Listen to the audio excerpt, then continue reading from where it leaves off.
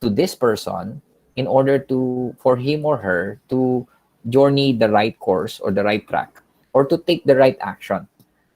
So that's why you call it advice.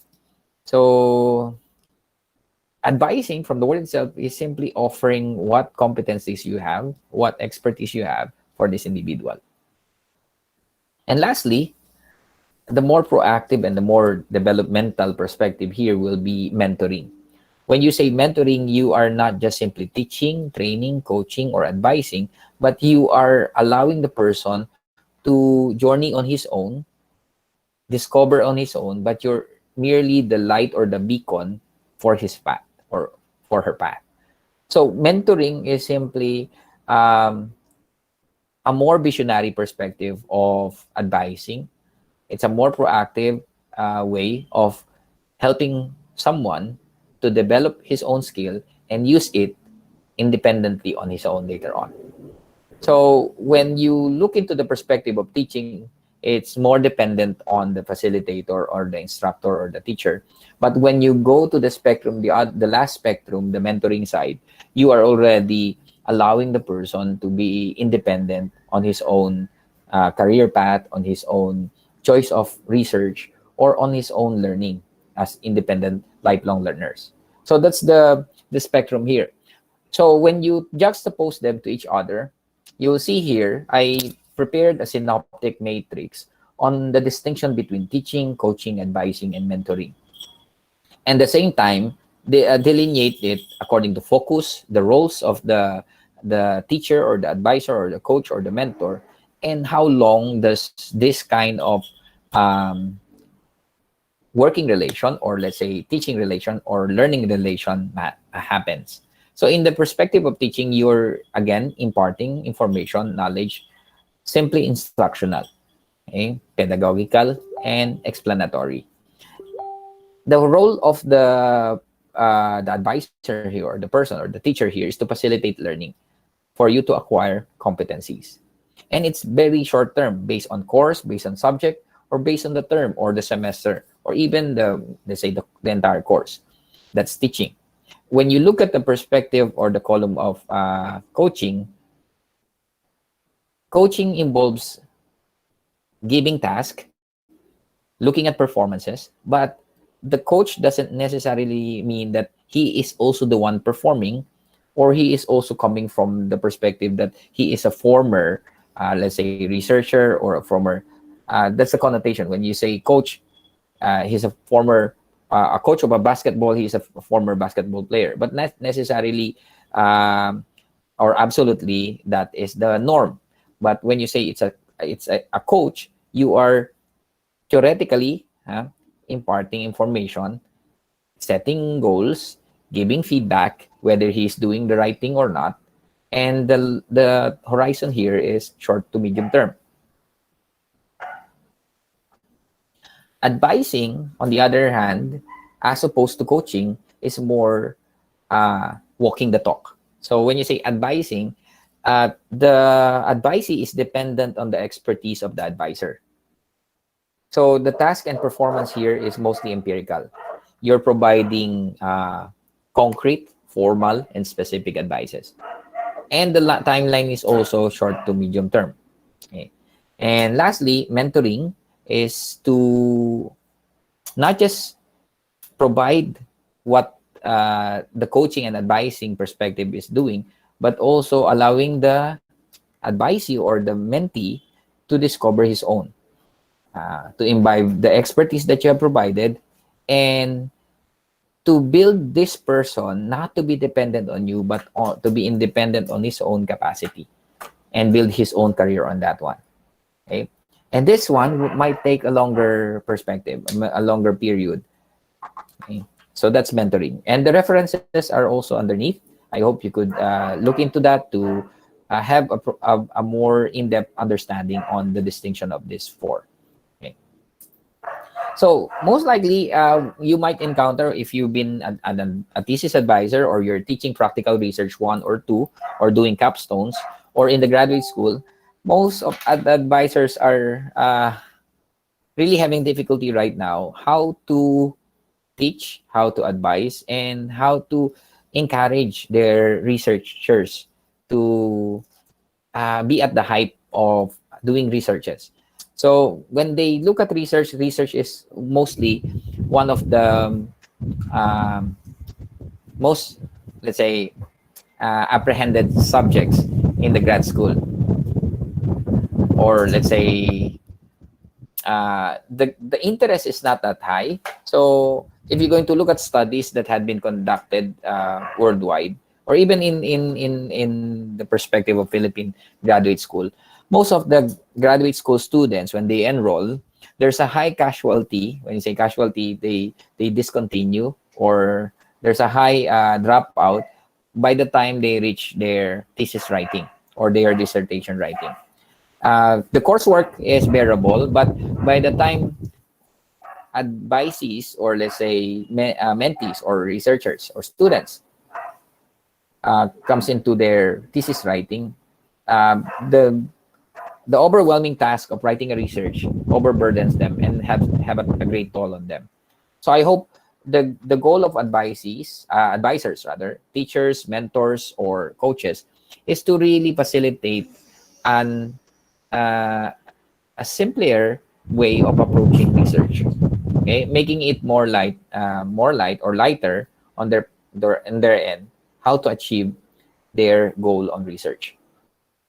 So how do we do that in our current context, especially in the new normal?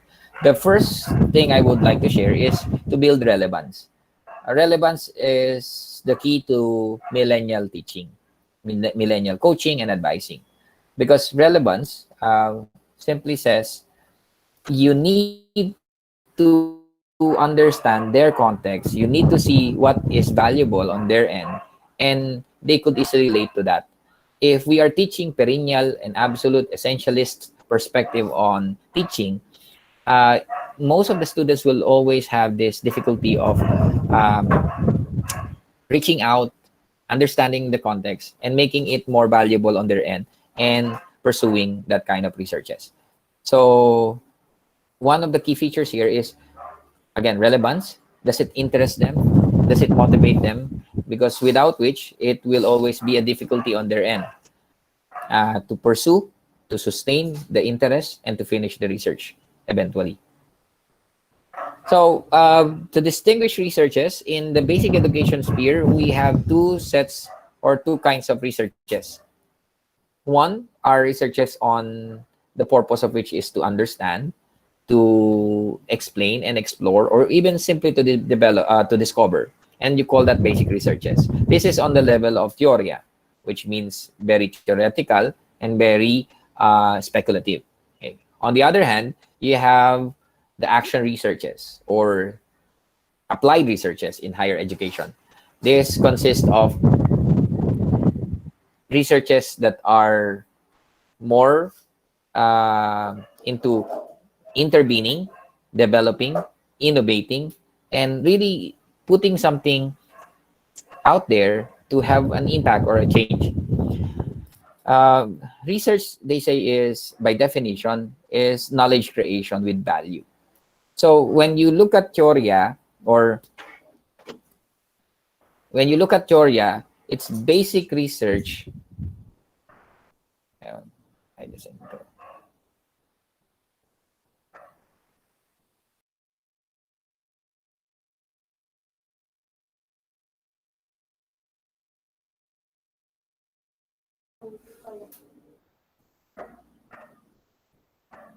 Okay, my apology. I just need to fix something.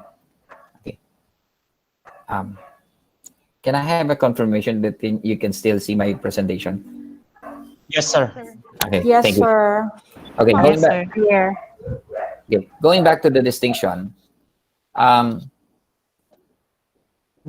research as knowledge creation with value will comprise these two. When you only pursue explanatory, exploratory researches that doesn't contribute anything new to the society, you're merely discovering or understanding phenomenon. And that's speculative, that's theoretical. But we wanted to give impact. You wanted to experiment. You wanted to introduce something new. You wanted to change traditional or dogmatic or classical approaches to things and innovate something, or let's say introduce something or novelties in your sphere or discipline, then that's more empirical, or in our basic education we call it action researches, but in higher education it's more of applied researches, okay? Empirical researches. So that's on the level of praxis. But these two are complementary to each other. The theory is the basis of praxis, and praxis later on will contribute to more speculative areas of research. So the cycle of research continues. What we need to do in teaching, mentoring, and coaching is to provide our students or our learners or our advisee or researchers a clara and distinct approach. Clear and distinct, as Descartes would say. Clear and distinct, which means when you look at organization of ideas or information, or when you give or teach them, it should be clear and distinct on their level, not on our end. We understood it, but do they understand it on their context? So here's an example. Okay, can you decipher how many thousands, hundreds, or millions is this if you're going to arrange it in a number? Just a quick activity po. Is this 1,000, 100,000, 1 million, 1 billion, 1 trillion, or 100 million, sir. 100 million? Okay. Now, for others, it's easily computed, but let's look at this. Now, is it more organized? Is it more clear, or clearer rather? Yeah. It's more unclear, sir. Okay. More Yes po. clear. And lastly, if I'm going to include commas, It's you it's organized. It's organized. it's better. It's more distinct. It's more specific, and it's organized. Yes. So you know that it's 100 million, unlike the previous organization of data. And that's the role of a research advisor, a research teacher, or a mentee, a mentor, or a coach. You need to organize data that it's not simply quickly understood by the level of your students. So you need to facilitate learning on that level. The greatest asset of a teacher is to teach complex data in simpler forms, to facilitate profound, complicated information to digestible cookies to our students. And that's our role, especially in research. We don't just simply say, okay, you can do qualitative approaches, you can choose phenomenological, you can choose, let's say, qualitative or consultative qualitative researches, or let's say grounded theory, and you can understand it because I understood it previously. So we really need to explain them on their level that they will simply understand it. So that's the point, simply understand. So which means the clue, the mnemonic here will be, again, to simplify information. But when you simplify them, you need to still expound it. What does it mean? And be generous on giving examples. Examples that will be a pattern and a benchmark for them. So when you say this is the format of research, simplify it. Don't make it complicated that you try to announce so many parts. But tell them you need these parts. There's an introduction. There's a statement of the problem, and then each of that portion could be expounded, and give them examples. Let's say voluminous samples of articles that have constructed the portion or the part or the segment of that research. So then they will have an idea how to write their own.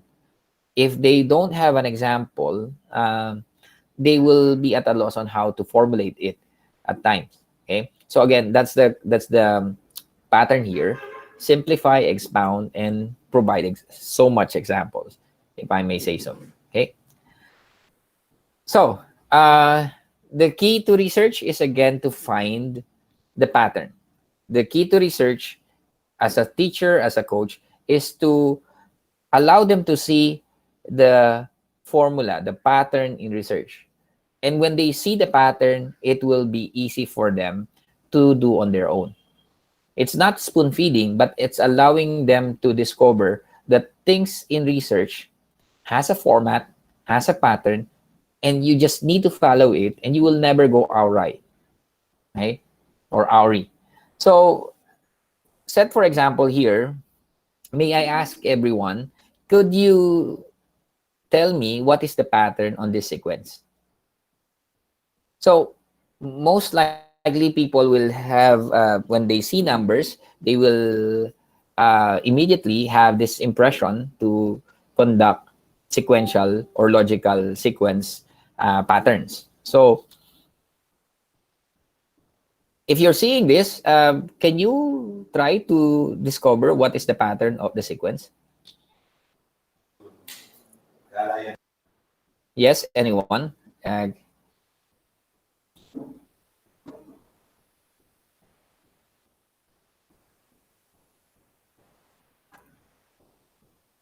Okay, Prime and so composite, sir. prime and composite numbers. Okay,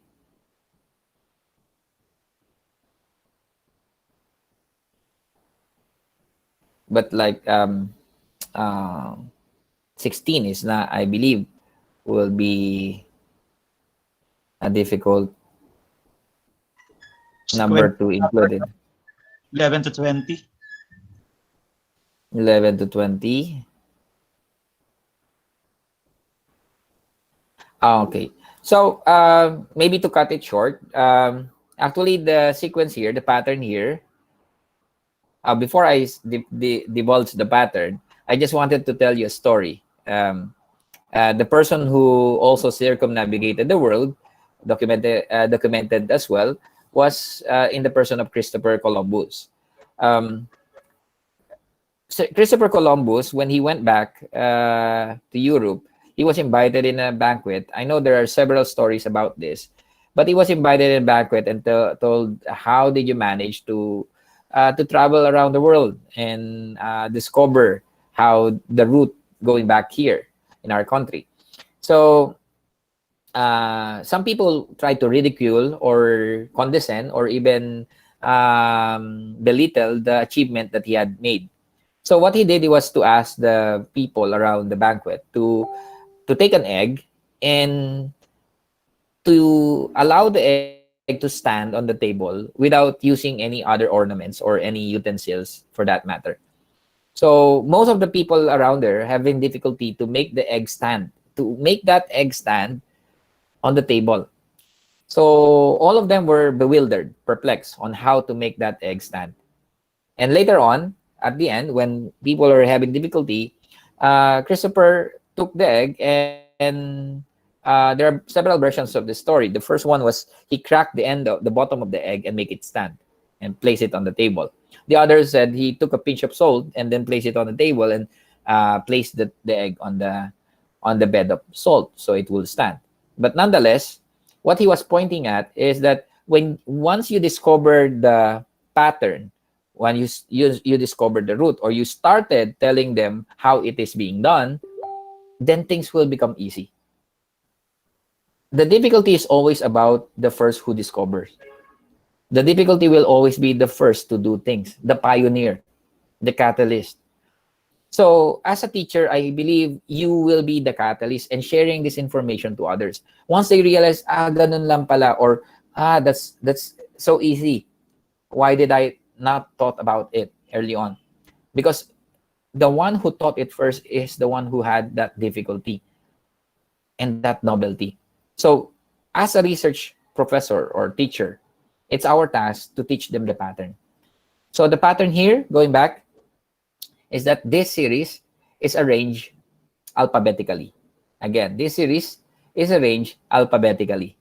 So you might be thinking about dividing or subtracting, looking at the patterns, whether it's there's a pattern here of let's say 5 4 5 4, etc. No, but this sequence is arranged alphabetically.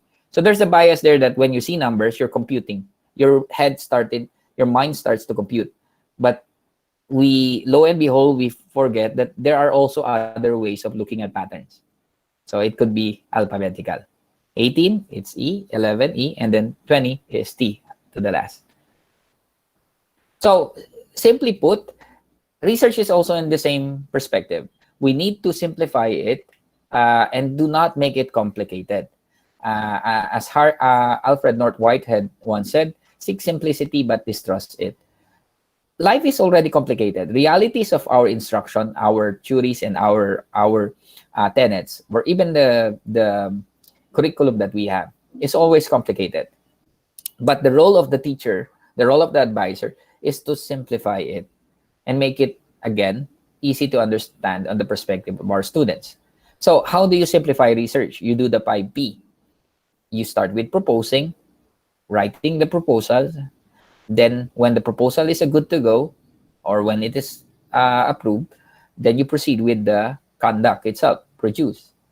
And when it's done, you need to present it, even in a defense or in this kind of dissemination portal or avenues like research presentations. And after that, you can also conduct publications. Um, to have a wider reach of audience, you ought to publish. So it's also the second part of dissemination. And lastly, the ultimate test of researches is when it benefits the society. The added value is implemented, practiced, utilized. So that's the last P, practice. Okay. So that's the cycle of research. Okay. You just need to remember the 5P. Okay. Now, what are my guides here in doing mentoring, coaching, and advising in the research in research in the new normal? You need to provide focus, expose pattern, compartmentalize, create rubrics, and maximize the technology that we have. So that's it. So one by one, I'll give you briefly what we need to do. For example, in the provision of focus, what are the focus that or topics or trust that our students can engage with in their research? My first course of action is to give and ask them what are their areas of interest, and we can start from that. But if totally they're at a loss or they don't have any idea, you can present to them the Sustainable Development Goals. There are 17 of that, and to look into the indicators and how they could look into how they could contribute in these indicators in the achievement of the Sustainable Development Goals. Researches that emanate from the concept of the fourth industrial revolution, or the fourth IR, and researches recognizing how VUCA, our world, is right now, or volatile, uncertain, complex, and ambiguous.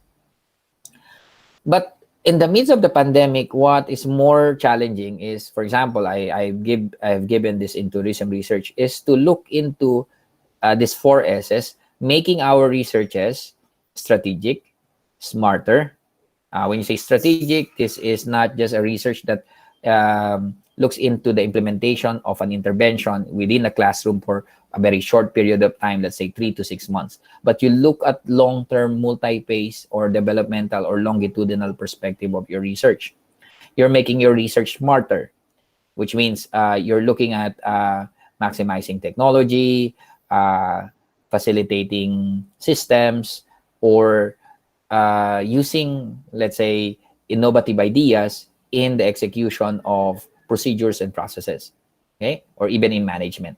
Sustainable, that your research doesn't just simply propose programs or, let's say, interventions or enhancement activities, but you're looking at long-term solutions to concerns or problems in our society. And lastly, and the 4S here, is to be collaborative. Our researches should not just be high impact, innovative, but it should be customer centric. It should be stakeholder collaborative. It should be network. So that's a stakeholder research. And then the 4R as well. Let us help our nation, and our researchers will be among the catalysts to help its national economic recovery, reformation, redefinition of experiences. Because right now, when we are conducting trainings or even research conferences such like this, there's a redefinition of how we execute it, how we conduct it, and reimagination of things, especially in the new normal. We are not doing things as the way we have done it previously. Okay? So in patterns and formula, you can look into patterns and tell them that the secret in research is that research has a pattern. Every portion, every segment, or every part of research has a formula or a pattern. You just need to discover that. So, for example, in traditional research writing of titles, you just need to follow this pattern. That titles can be constructed just following this portion or these components. That you start with the what, which means you're talking about your topic, or the how, or the manner, or let's say the theory you wanted to implement or to test. Then who, which is or which are your respondents or participants, and then the locale, the where, and then the timeline. Let's say if it's a school year 2020, 2021, or a semester, or a longer timeline. For example, from 1965 to 2020, etc. So that's already a research title. Example, if you wanted to look into the study habits and adjustment, or let's say the adversity quotient of students, how they are paring or how they are coping in terms of their study in the new normal. So look, the what could be the adversity quotient, and then the who will be struggling learners, okay, and where will be, let's say, in the district of or a municipality of Trece Martres City, and then when could be school year 2020-2021. So if you're going to formulate it an entire title, it will sound adversity quotient among struggling learners within the or within the district of Trece Martres City during the school year 2020-2021. So that's an example of a traditional title. But of course, right now, we are into contemporary titles. You can tweak and twitch it into, let's say, a more catchy approach. You can add subtitles. You can add catchphrases. Okay, so it's up to you how you can formulate. But the bottom line here, there's a pattern to this. They don't need to be, let's say, perplexed or bewildered on how to write a title, because there's a pattern to that. Now, another way of looking at patterns is that when you have research questions, you can already have an idea how to formulate your hypothesis. For example, your research question, pick the inferential question, and then convert it into a hypothesis. So if your research question is, of course, in an interrogative format, and then you just convert it into a declarative sentence, that is already your hypothesis. In that case, if it's affirmative, that's an alternative hypothesis. If you try to place a no there, for example, there is no significant relationship, that becomes a null hypothesis. So there's a formula there. You don't need to think, where can I extract my hypothesis? You go back to your research questions and look for your inferential questions. Okay? So that's the patterns on questions. So when you're formulating your research questions, there's also format to that. You start with descriptive or quantitative. This is for quantitative studies. You start with descriptive questions like profiling, knowing the levels, the degrees, the hows. All of these are descriptive. When you try to compare it, correlate it, or regress it to each other, that becomes what we call inferential questions. Okay? And after the inferential questions, for the side of the qualitative, you could follow that kind of flow. You start with basic, and then you arrive at complicated questions, or questions that are more critical, as opposed to the introductory or preliminary or more exploratory parts of questions. And then the last part of your question should focus on the output, the value-adding output. Okay? You don't just simply discover or know the novelties, but you wanted to contribute something. And that is the demand of research. What is the added value of your research? Okay. So here are also other formulas that will facilitate easy understanding.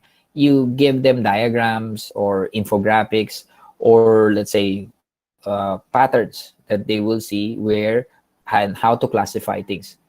Okay. Here is an example for sampling. So after doing that, the next thing is to make research digestible. You only bite one piece at a time. You only take one cookie at a moment. Okay, that's compartmentalization. You don't look at research in one sitting or do research in one sitting, unless you're a professional researcher. and you can conduct a research within one sitting. But normally, we can make it, let's say, whatever opportunity you have. For example, here is a 30 days, 30 minutes day challenge, which means you can make an entire proposal just within a month. And if I ask you, in one day, how many minutes can you only, let's say, set aside for your research? Maybe you could say a maximum is 1 hour, or even just a minimum of 30 minutes. At least you can provide in a 20-hour cycle, you can provide 30 minutes of your day. So in that 30 minutes, how much can you do? For example, in a 30 minutes, I could maybe read one article or even two if I'm fast. I can maybe write one paragraph or two paragraphs. I can maybe formulate a table. Okay, I can think of a, let's say, um, I can maybe look for an instrument, for one single instrument. So if that's only the limitation of that 30 minutes, you can devote it to that. For example, here, if you could zoom in. Uh, I, s-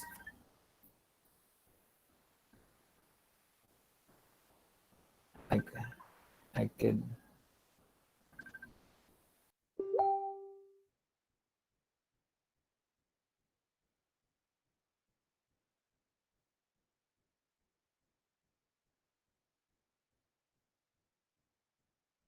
sorry, I'm having a phone call. If you can see here, hello, if you can see here, for a day, for 30 minutes, you could choose a topic, right? You could read two primary sources. You could just write one paragraph or in an introduction. So you just need to dedicate one paragraph, or let's say one activity for that day, and you make it in parcels. And at the end of the month, you could finish your entire proposal. So that's my point here. Um, Most of the concerns of teachers, students, is that they don't have much time. What you could do is to confront the reality that we need to set, let's say, the minimum number of minutes you could set for a day that you could dedicate for research.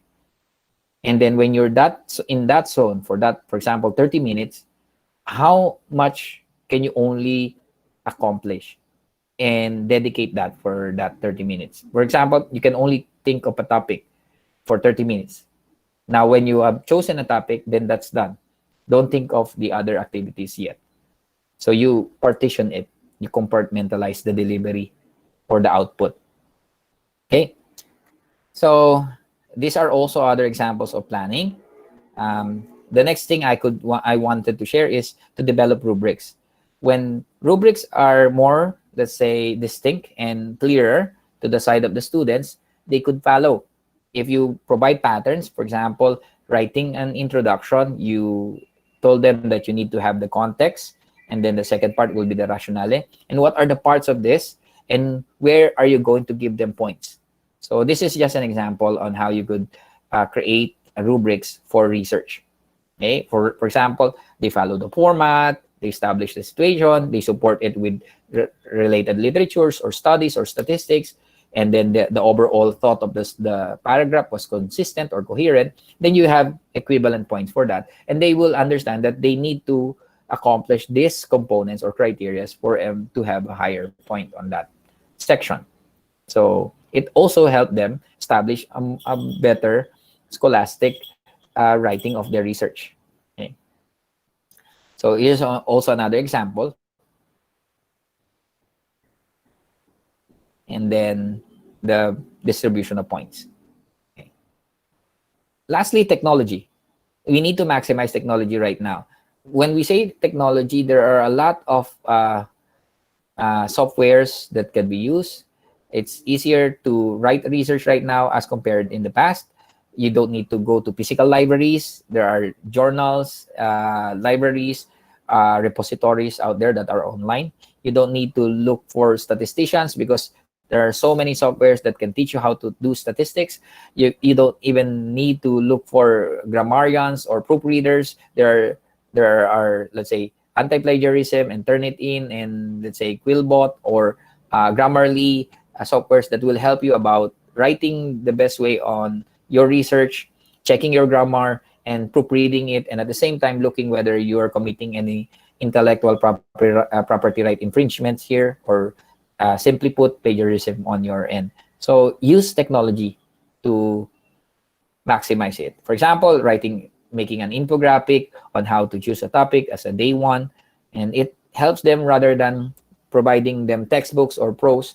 Most of the millennials are attuned to simplified versions that are catchy and understandable, and they could follow the pattern.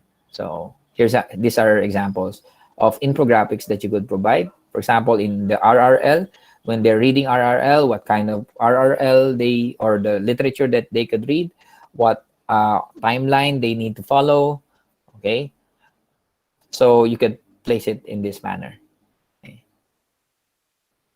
So sources, you could provide them different sources, digital libraries, online journals, or even research article available online, and guide them to the right sources. Instead of using Google toolbar or the search bar, tell them to use other sources, like those that are open access or free access, those that has, let's say, um, free access, and others with subscription. But if they have access to libraries that had subscription because of their affiliation with their graduate school, then that's much better. Okay.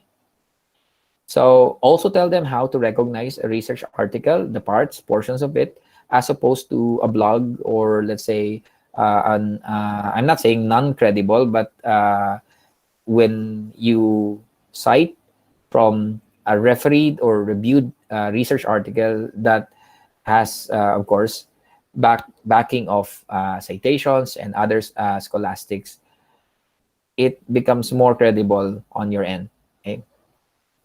So these are just examples. In making a plan, answering the 5W and the 2Hs will help them. Okay, and here are some sources that could help us in or help your students in terms of references, in terms of plagiarism detection, article editing, English corrections, okay, and even conferences that they could participate later on. Okay. So to part my presentation, I would always see the beauty of research as an avenue for us, or even an instrument for us, to discover what is out there, the uncharted regions of the world, to discover novelties of life. But we don't end there, but we use these novelties, these new things, to make our life good, and the good better, to improve the quality of life. And that's the purpose of research. So to everyone, I hope I was able to give some insights and some points that you might use in your own conduct of your research. So namaste.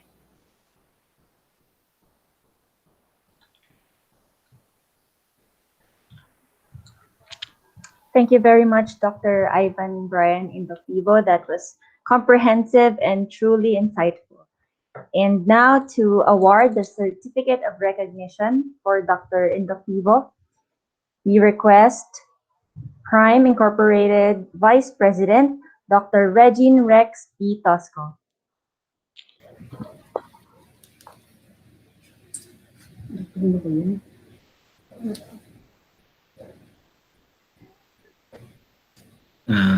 Okay, good morning.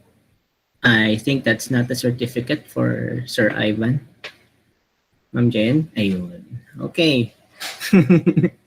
Excited. Congratulations, by the way, to our first presenter. To award the Certificate of Recognition, the Philippine Research Innovation Management and Education System Incorporated awards this Certificate of Recognition to Ivan Brian L. Inductivo in grateful recognition for the valuable time, service, and commitment as guest speaker during the International Research Conference with the theme, Engaging Advancing Leaders in Cultivating a 21st Century Research-Based Society in the New Normal, given on November 28 to 30, 2020 at Cavite, Philippines. Signed, Rolando P. Dilidili, Vice President of PhRIME Incorporated, and Crescencia T. Canubas, Dr. Crescencia T. Canubas, Secretary for Founding Member of PhRIME.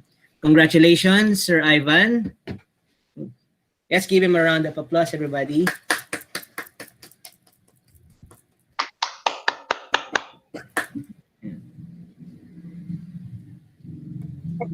I cannot. Thank you, Dr. Tosco, and once again, thank you, Dr. Indofivo. Before we proceed to our next guest speaker, we are going to give everyone a 5-minute health break. And so if you all need to attend to anything for 5 minutes, you can attend to it. And while we are doing that, can I request some participants to share their insights or realizations on the previous topic, or how the topic changed or improved your perspective in research? Anyone who would like to share while the others are in their health break from our participants, of course.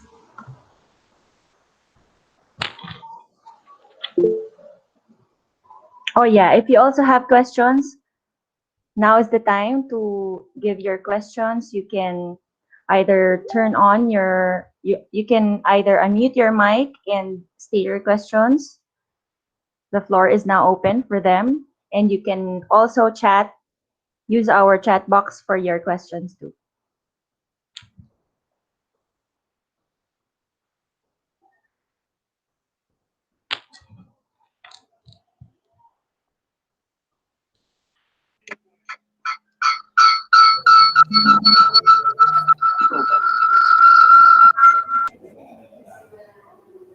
Hello, ma'am. Good morning. Good morning, Ma'am Evangeline. Ma'am, just thank you, Sir Ivan, for the nice presentation, especially for the 5P. It's very effective, sir. I just only add another P. In making research, we need another P, which is patient.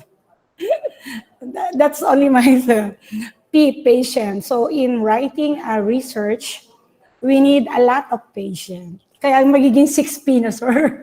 Thank you, sir. Thank you, ma'am. Noted po. Ang ganda, sir, ng presentation niyo po. I'm going to use that, sir, in my lesson in the graduate school for methodology of research, sir. Thank you, sir, for the nice presentation, sir. Thank you, thank you. I think I would agree to that, Ma'am Evangeline. Personally, in writing research, I also need a lot of patience. Thank you, ma'am. I sometimes want to ask for a few patience from my classmates. Maybe now we can ask for some from Sir Ivan in the team. Sir, can you share some of your patience? Actually, what I think about that is when you like doing something, when something is your passion, then you enjoy it. So when research becomes a person's passion, sharing and influencing, then things become lighter and easier to do. Any more additions or Another thing, ma'am. Also, Dr. Indoctivo discussed also the pattern. That is the reason I also like that part. Discover a pattern, make easy, and you can do in 1 month of your. You can do a lot of research if you have a pattern. Kaya gusto ko kanina yun, sir. Kaya sabi ko, wow, tama nga naman. It's true. You need to discover a pattern so that your research can be easily to fulfill and so on. Thank you, Ma'am Evangeline. another comment in our chat box from Sir J. Anthony Sanico. Thank you for sharing about the SEE acronym. Millennials and Gen Zs are more interested in bite-sized information and on telling of stories and examples. And I think we have a question from Ma'am Mary Christine Bonifacio. Sir Ivan, good morning po. It's nice to see you again and thank you for that well-explained discussion about research. My question is this: do we need a particular specialization or forte to do research? One of my suggestions when you're conducting research is to look into your areas of interest. Most likely because the areas of interest will sustain you on the journey of research. But as you go mature on your conduct of your research, you could look into your areas of specialization and areas of competence. Now, the areas of specialization and areas of competence could be discovered by looking at the niche area of your research, which means where are you your strengths, where do you see blank spots or blind spots. When we say blank spots or blind spots, these are areas that people do not hesitate to look, but these are a pot of gold of research. People have questions about it, but no one dared to research about it. So it could be an opportunity for you to capitalize on that and become your area of strength. Oh. Now, in terms of specialization or forte, if you're into this area, for example, in your graduate school, and your specialization is on reading, specialization is curriculum development, this could be your area of research as well. This could help you be recognized later on as a person or an individual whose expertise is along these lines. For example, there's also what do you call that, um, brand recognition. For example, when you say this person is an expert on differentiated learning, invite this person because I believe his or her researches are on this area. So it will also help you. Thank you. Sir, another question from Sir Herbert Bertuccio. Is vertical articulation always considered in mentoring, coaching, and advising? It's more on the policy level because even in the basic education, not just in higher education, vertical articulation is being promoted. Unfortunately, I believe this is a concern of career guidance in our previous years. Career guidance is not that strong in the past, and that's the reason why most of us would buy our way on which is more practical, which is more accessible, and which is more opportune for us in the current time. So, which means vertical articulation talks about this is my undergraduate and this is my master's and this is my doctoral, which are not really aligned to each other. As much as possible, we need to align it. But in terms of coaching, mentoring, and advising, I think the highest educational attainment will be the mark of your specialization, will be the point wherein you could share your expertise. And also, when this is a practice of other institutions or even in other countries. When you're writing your curriculum vitae, there are two areas they wanted to see: your areas of competence and your areas of specialization. Your areas of specialization will always refer to your educational attainment and your thesis or dissertation area of your research. Your areas of competence will refer to your years of teaching, years of practice in the profession. So pwede magkaiba po yun. Either way, that can be a point for your coaching, mentoring, and advising expertise. Okay po. Thank you po. Kaya ko po siya tinanong, sir. In my case po kasi, I am BS Math, but nagme-mentor ako ng nursing education, ng Filipino, and ng math, ng medical fields, then psychology, scientific, and then wala pa po dating vertical articulations. So that is the reason why I asked that question. Well, in fact, other researches, nagkaroon naman ng mga awards, ganun, yung mga sa estudyante. So that is the reason po. So thank you Yes, sir. po. I was enlightened. I would agree. Thank you, Dr. Bertuccio. I would agree with that. The concern here is sometimes vertical articulation or even higher CHED itself is looking at vertical articulation only based on educational attainment. The years of practice and experience and expertise are unfortunately less considered. Yun lang ang nakakalungkot doon. But in reality, that this experience and expertise and practice of your profession had been your area of competence talaga. I could attest to that. I am not an education major. My undergraduate, my master's, and my doctoral is all in philosophy. But I'm also teaching statistics. I'm also teaching other areas, and my researches are also both quali and quanti. So iba-iba pa rin po. Kaya nga I salute you, sir, on having a very diversified area of competence, not limited to your undergraduate or to your educational attainment. Okay. Sana po the CHED are looking forward about that. Kasi ayun po, marami pa. Maraming considerations. So thank you po.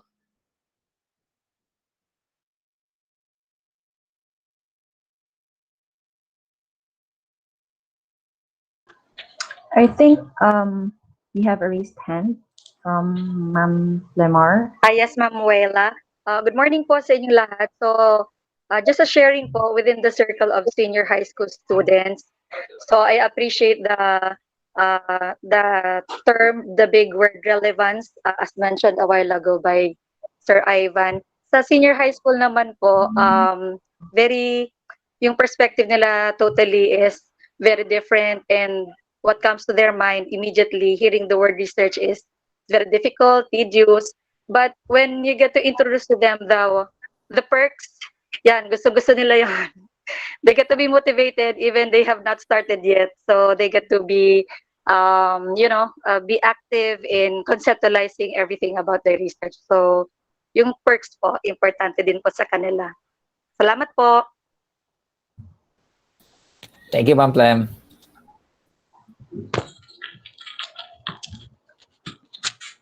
Another question mo. So actually po yung sa mentoring coaching. So minsan po yung mga graduates students, 'di ba? They are going to pass three chapter 1, 2 and 3. And then magpo-propose na po sila. Sometimes so nare-reject. So was rejected.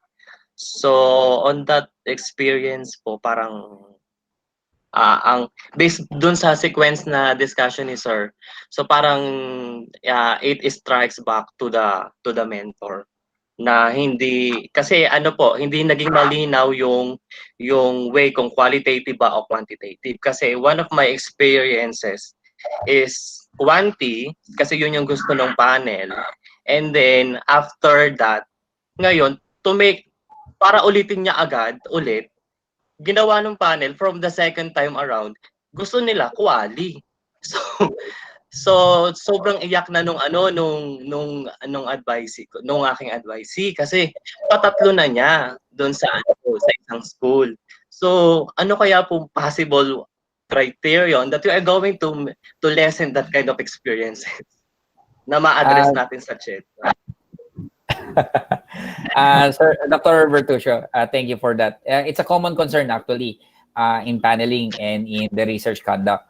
What I could suggest is if you don't have an institutional title proposal, might as well have that because early on to limit it's also a risk management approach to limit the disaster by the time you have your proposal defense, your full chapters 1, 2, 3. At least at the title, you could only identify the topic, the title, the potential respondents, and most importantly, the methodology. So the researcher could have an idea how to really conceptualize the research. And if not, I could suggest you could start with the capsule format if you're not practicing it. So it could also have a clearer perspective on the side of the advisor and the researcher. Now, on the side of the proposal, unfortunately, this had been a clamor for higher education that there should be a guide for paneling and thesis advising, because sometimes some researchers are viable and feasible on the perspective of the researcher and the perspective of the advisor. But when it is presented on the panel have different paradigms. The panel have different approaches and even directions for the research. And at the end, that's the reason why some researchers or even advisors will tell the advisee, we just need to follow the panel because that's the recommendations of the panel. And at the end of the paper, you hardly recognize your paper as your own because it has been a conflagration of all the ideas of the panel, the advisor, and the researcher. So I would suggest if there's not yet an institutional guide for paneling on your institution, hope that could help. And bottom line, it's the call of the panel for how the research should be conducted. Yun, sir, ang may isasuggest ko, sir, Dr. Bertuccio. Thank you po. Thank you for that, Sir Bertuccio. Let us go to our last question, sir, before we go to the next topic for today. Sir Ivan, question po, how is, this is from Sir Raul Almonia. How is the research problem or topic selected? What are the guidelines in selecting a research problem or topic? One of my infographics actually was the 4N as your guide for choosing a topic. 4N. Now, first one is choose your noteworthy interest. It's an interest, but not all interests are researchable. So make sure that your research is, your interest is something notable or noteworthy. Second, find your institutional need. Is there a need to be addressed in your society or in your classroom or in your community or in your organization? So the third N will be novelty. Right now, trends and topics about resilience and surviving and thriving amidst the pandemic is a very novel topic. So you could look at it, but the disadvantage of novelty or very current topics are the references or related literatures or studies that will support your research. So that's the only disadvantage, but it's a very timely topic, of course. And then lastly will be niche, as I said a while ago. Your niche. What are the blank spot or gaps in researches that have not been made or blind spots that have not been discussed? And that will be your opportunity to engage in it and be known on that area. And later on, become your field of specialization or expertise. So the 4N po. Thank you. Thank you, sir. Thank you very much po, sir.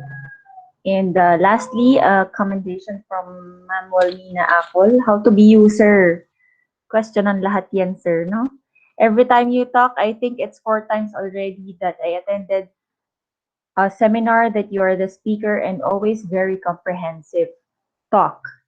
Really learned much always. Excellent presentation, sir. Congratulations po. Idol of everybody. I second that, ma'am. Once again, thank you very much, Sir Ivan Brian L. Inductivo. At this juncture, it is a pleasure to be introducing our second speaker for this day. Our second resource speaker this morning is homegrown from DepEd SDO Cavite Province, who started his career as a science teacher at Tansa National Trade School.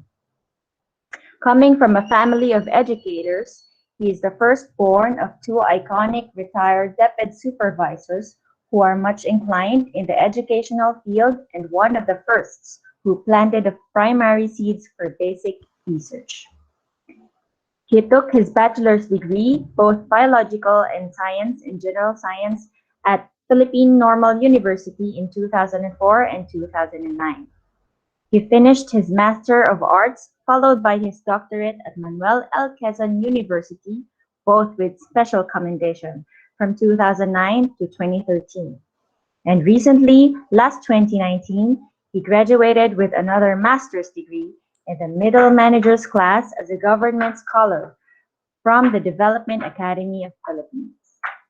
His breakthrough in the world of research began in the first International Research Conference on the K-12 education way back 2013 as he was proclaimed Best Research Paper Presenter with his study, The Development and Validation of SIMs in Science and Technology, under the K-12 BEP, making him the Calabarzon Gawad Patnugot Outstanding Secondary Teacher of 2014.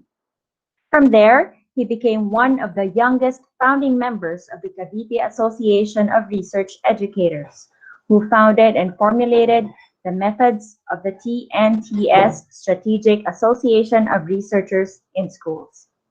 Likewise, one of the young leaders who spearheaded the series of municipal capacity building for educational research in schools within the Cavite cluster.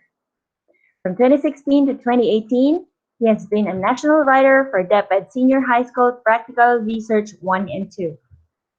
His umbrella research on robotics technology for optimizing science cognitive outcome became his leading edge to be recognized by NEDA and ASEP as Outstanding Education Science Supervisor of the Philippines in 2018. And his previous 2019 research study, powered by DAP, tied up with the Philippine Normal University on the development and validation of Project Elevate, became one of the baseline schemes for the realization of the BELCP during pandemic. Ladies and gentlemen, fellow research enthusiasts, our speaker for this session, the CID Chief of SDO Cavite City and Vice President of PhRIME Incorporated, Dr. Regine Rex P. Tosco.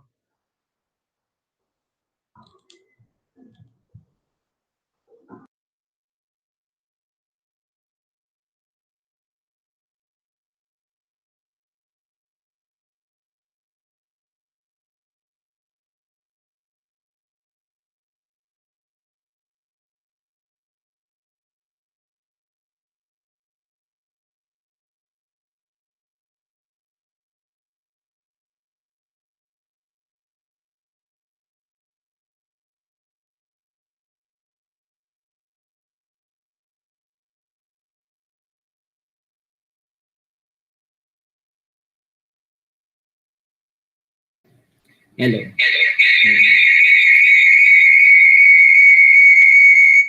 Okay. All right. So am I audible po? Am I heard? Good morning. Yes, sir. Okay. I am requesting the assistance of Ma'am Jen. Ma'am Jen, can you help me Yes, sir. with the slide decks? Okay.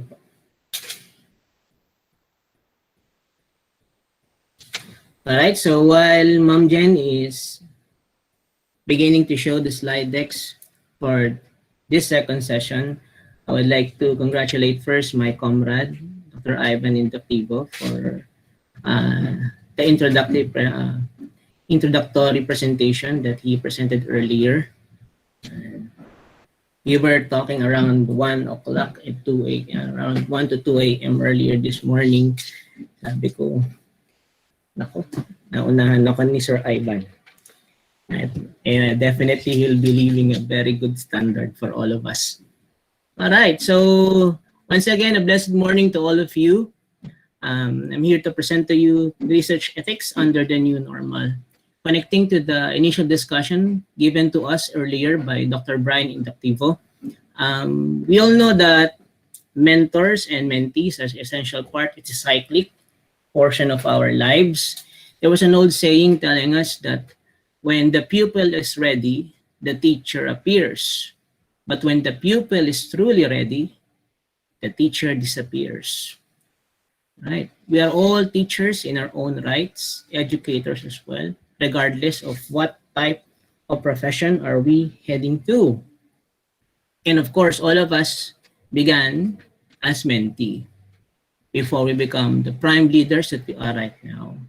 So respective members of PhRIME, of course, our research enthusiasts and participants for this morning, please give me the floor in presenting to you our discussion for this morning. It's about research ethics under the new normal. Before I proceed, I would like to say thank you to Manuela for that comprehensive discussion on, presentation of yours truly. Yeah. Okay.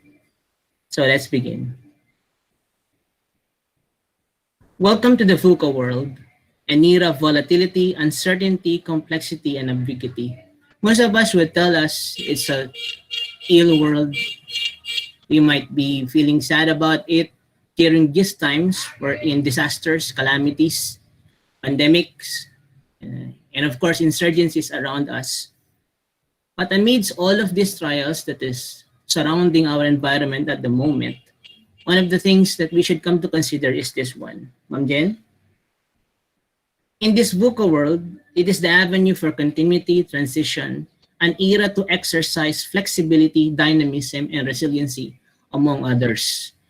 You have to understand that in this time, we are prepared for this moment, wherein the elders readied us for this instance, wherein all of us professionals should come together in order to address all of these challenges in the modern times. And of course, as per discussion by our speaker earlier, Dr. Brian Doctivo, he have given us a clear picture of what research should be, and then how does the mentor and mentee transaction goes on. But one of the avenues to be considered under research is research ethics. Proceed now to the next slide, Ma'am Jen.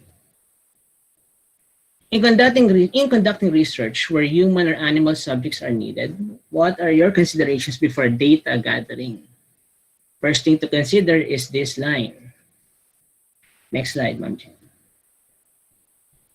Primum non nocere. It is a Latin phrase that means first and above all, do no harm. In the conduct of our research, regardless if it is qualitative or quantitative, one must understand that the conduct of research basically is not to inject harm or hurt to the respondents or to the ones who will be joining to that worthy undertaking. Going on to the next slide, Ma'am Jen. We have here the following scenarios for us to see. In scenario 1, Tony conducted an experiment that yielded findings that has low significance. He was bothered because he followed the same pattern and methodology derived from 4 other related studies and elicited highly significant results. To avoid disappointment, he then modified some data in the research in order to come up with the same highly significant results. What ethical dilemmas were implied in the situation? If you are Tony, how would you handle the case appropriately? So Tony and the scenario that we have earlier is under dilemma that the other researchers conducted were all significant or positive in the result. So he conducted his research wherein it resulted in a negative status. So he tried to malverse the data in order to come up with the positive results. One thing that we have to teach our learners is honesty and integrity of our results in the conduct of research, because not all types of research should be positive. Hindi lahat ng test kailangan ay positive. One good example is the COVID test. If you tested positive, I think that's bad news for you. Another thing is HIV test. And if it becomes positive, it's not good news to you also. So not all tests that will result to positive should be clear to our learners that not necessarily correct. And maybe the negative results, maybe the next big thing for that breakthrough, for that particular aspect or research study. For the next scenario, Ma'am Jen, we have Steve who pursued the research and learning style of children in conflict with the law. On his first day of data collection, right upon his arrival at the DSWD institution, he immediately gave the research participants survey questionnaires for them to answer. For documentation, he even took pictures, groupies, selfies, along with the research participants and uploaded on social media. Hashtag HIV respondents. What ethical violations were stated in the situation? If you are Steve, how would you handle the case appropriately? So Data Privacy Act and of course the BOSI rules are violated at this moment, wherein these children who are in conflict with the law were posted in social media. Once it is posted in social media, it can be seen in a minute by 10, in 3 minutes can be seen by 50, in 5 minutes, 10 minutes can be seen by 200 persons, could be shared in a millisecond, and could reach in a worldwide aspect. So In this scenario, I think Steve should have been more careful in sharing those informations, particularly the faces of those learners who are under the study. Next, scenario 3. In the case of Bruce, he made the scientific research in the harvesting, extracting, and utilizing of fresh leaves and flowers of endangered plants for the production of liniment ointment that he later on applied over the skin of selected people from a certain ethnic tribe that yielded significant results. However, in his presentation, the scientific review committee did not honor the findings of his research study. What could be wrong in the research? If you are Bruce, how would you handle the case properly? There are two violations here. First is a violation for the environment that is under the DNR, wherein he harvested endangered plants. And another is those people who are on the ethnic tribe, which is also violated at the moment. And of course, the application for human testing without proper consent from the DOH and of course the local government, and of course specifically for the ethnic tribe, wherein he applied those liniment ointment. So unless it is BFAD approved, unless it is DOH has a DOH consent, and of course with the local LGU approval or waiver, of course with the person who will be subjected for the treatment should be honored during the conduct of the research. That's why when it was presented into the panel disregarded it because it was malpractice or the conduct of the research is not properly done. Next, for scenario 4, Peter conducted an experiment in the use of lycopene as a serum to hinder the development of cancer cells in mammals. In his methodology, he used laboratory albino mice as subjects for the experiment, wherein procedurally all the animal subjects were shook first in a big jar for 10 minutes, so dizzy na sila, followed by injecting each mice with cancer cells in its spine and observe its adaptation within 48 hours in its cage. Subsequently, all the animal subjects were once again be shook inside a big jar for 10 minutes para maging dizzy sila, then be injected with experimental serum in its spine, once more observed in its adaptability in the next 48 hours. What ethical issues are violated in this case? If you are Peter, how would you handle the case properly? This is one research study that happened in the past, wherein the quest for getting or extracting lycopene and then use it as a cure for cancer cells was used on this moment. However, the procedure is not according to the standards of PETA. The animal rights were violated here, and they were subjected for much pain during the conduct of the study. We would like to show you the video, but I prefer not to because it's much morbid to see and how much suffering that the animals encountered for this one. Hence, when we teach our learners to become medical experts in the field, there's a proper way of addressing this.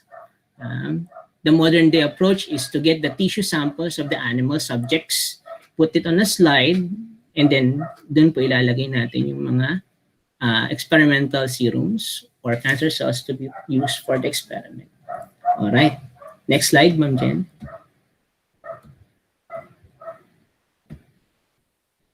Research ethics, guidelines, principles, and procedures. Okay, next, Ma'am. Why is research ethics important? You develop researchers who are mighty and strong, who could do mixed researches, who could develop tons of researches in matter of years, months, weeks. But one must understand that aside from the KSA, the knowledge, skills, and that these researchers should possess, character should be one of the baseline in making a good and quality research. Why is research ethics important? It is a reflection of respect for those who take part in the research. It ensures no unreasonable, unsafe, or thoughtless demands are made by researchers. It ensures sufficient knowledge is shared by all concerned. It imposes a common standard in all above respects. So that is unanimous to all walks of professions when we talk about research ethics. Next one po. What projects need ethical approval? Human participants, use of products of human participants, animal participants, work that potentially impacts on human participants. Where ethical approval is deemed unnecessary, a disclaimer may be signed by the researcher and the supervisor. Basically, us who are academicians, our subjects were basically human participants. And basically, we extract information and data from these respondents and participants that we should be carefully handled in the course of the research and before, during, and after the conduct of the research. All right, next. Key ethical issues are the following. We must not forget the following considerations. First is informed consent, special consideration for minors, not only for minors, but for those who are having disabilities, okay? People from the vulnerable societies, the LGBTs, the ethnic tribes. These are the ones to be considered also for the informed consent. And dapat mas bigyan sila ng weight. And of course, deception. We must not mislead our respondents in the conduct of the study. There was one study for that for athletics and sports who deceive the athletes that once if they drink that fluid, they become extra strong, extra mighty in the conduct of their athleticism and the conduct of their sports. But in the end, that is just plain water that is added with color. And another is need for debriefing. All of our research participants should be debriefed before, during, and after the conduct of the research. Before, it is how is the research going to be done. During is that for them to know the safety protocols within the conduct of the study. And then after, what happened to the result of the research. That is one common area that is forgotten by the researchers. Once they have extracted the data, they simply disappear without verifying or without notifying the respondents, hey, this is the result of your research. Another is this one, the right to withdraw. Once the respondent decided that he is uncomfortable in the conduct of the research study, regardless if it will need physical or psychological involvement in the research, the right to withdraw is always an option for the respondents. We cannot force them to stay long in the conduct of the study. Confidentiality with the Data Privacy Act that we have right now, this is very much strongly exercised in the field. So the confidentiality and the privacy of the respondents should be acknowledged at all times. The use of pseudonyms is also advice for our researchers in order to hide the identity of our participants. There was one participant yesterday, who presented their study on the food safety of in the market of Tres Martires City, and she was very careful in disclosing the identity of the participants in her study. She even used pseudonyms in order to quote the statement of these participants for the study. Safety and risk also is our primary concern in the conduct of the study, particularly now in the time of pandemic. You see, in the time of pandemic, you don't see only challenges, but opportunities, learning opportunities to conduct worthy undertakings such as the conduct of research. So if there are attempts in going back, safe return to schools, definitely as DepEd and academicians, we envision the era of wherein our learners will be returning gradually to schools. So the first trials of sending back the learners back to school is a very good avenue to conduct the research in terms of governance, in terms of safety and risk protocols for our learners. How are we going to imply or how are we going to use the safety protocols during face-to-face encounter during the time of pandemic? That is one thing for you to consider in the conduct of your research. Next slide, ma'am. For abstraction, ethics, and scientific research purposes, okay, next slide, ma'am. It began from the Greek word ethos, meaning character. So your character separates you from the great, regardless of your knowledge and skills. What your core will determine who you are, especially in your outputs. Started with Hippocrates, the father of medicine. During that specific era, he developed the Hippocratic Oath, primum non nocere, meaning first do no harm, above all do no harm. Next slide, ma'am. There were recognized persons in history who had created scientific breakthroughs, but there are avenues wherein it is not accepted by the scientific community. It began first with one of the noted persons was Edward Jenner. In 1796, he injected a healthy 8-year-old boy first with cowpox, then 3 months later with smallpox. When exposed to smallpox virus, the boy did not develop the disease. Very revolutionary in the terms of medical research. However, if you are the 8-year-old boy and you will be injected with the cowpox, if you have experienced chickenpox, the size of the chickenpox is big as our fingernail, yung pinaka-tip ng ating fingernail. That is almost the size of your chickenpox. The cowpox, once injected into humans, ang size po ng chickenpox na to, called the cowpox, is the same size of a 5 peso coin. So imagine an 8-year-old boy chilling and suffering for that injury injected by this scientist around 1700.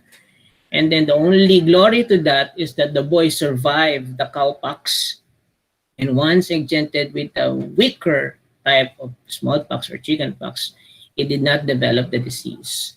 So yan yung start wherein immunity, the immune system, was recognized in the medical field.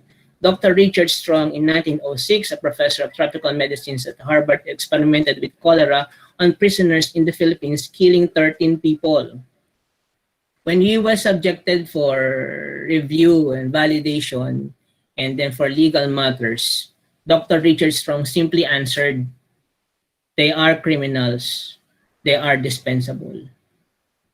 And then, of course, NASA experiments. You can simply see that or view that on Google, and you see freezing, hypothermia, high altitude, sterilization, infectious diseases, genetic experiments, drugs, surgery. Those are the things that are present across the images in the Google. You could search that. I will not show it here for professionalism.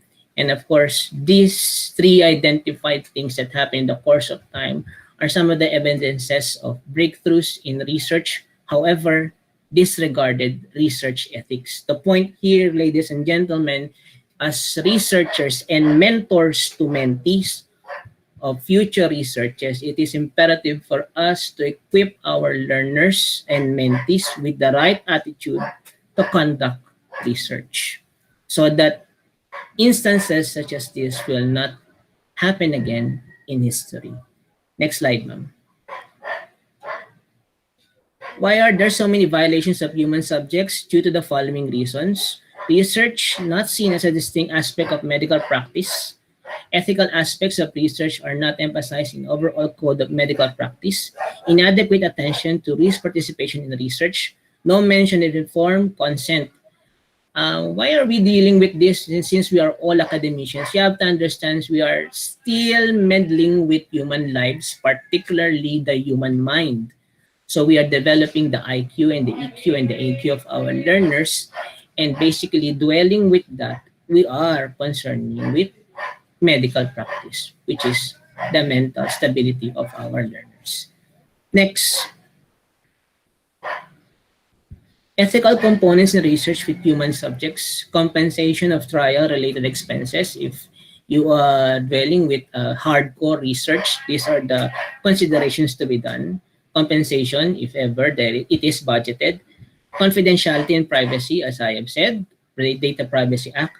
Monitoring of the conduct of research. Okay, so there is a daily progression or monthly or weekly progression of the conduct of research. Management of adverse events. There are some instances that is uncontrolled. As I've told you earlier, we are living in a VUCA world, and these instances and insurgencies or disasters or calamities should be addressed with contingency plans. Conflict of interest. When we conduct research, make sure that as much as possible, the interest is for the good of everyone. And then patient education, meaning equipping our participants for the research. Roles and responsibilities of stakeholders, in layman's terms, in the modern times, you call it as TOR, or terms of references. When we talk about roles and responsibilities, some even cross borders in their roles and responsibilities in the conduct of their researches. Okay, next. Benefits as a result of animal research. Since the early 1900s, life expectation had increased from 47 to about 77 years of age. Economic impact, the medical industry alone recognized about $57 trillion savings for 70s to 80s. Drug treatments, vaccines, and surgical procedures have been developed to improve the quality of life from animals. Take note, the fact is animal research does occur. We need to know our responsibilities. It happens, animal research happens, but with proper moderation and control in the conduct of it. Yes, ma'am. Next slide.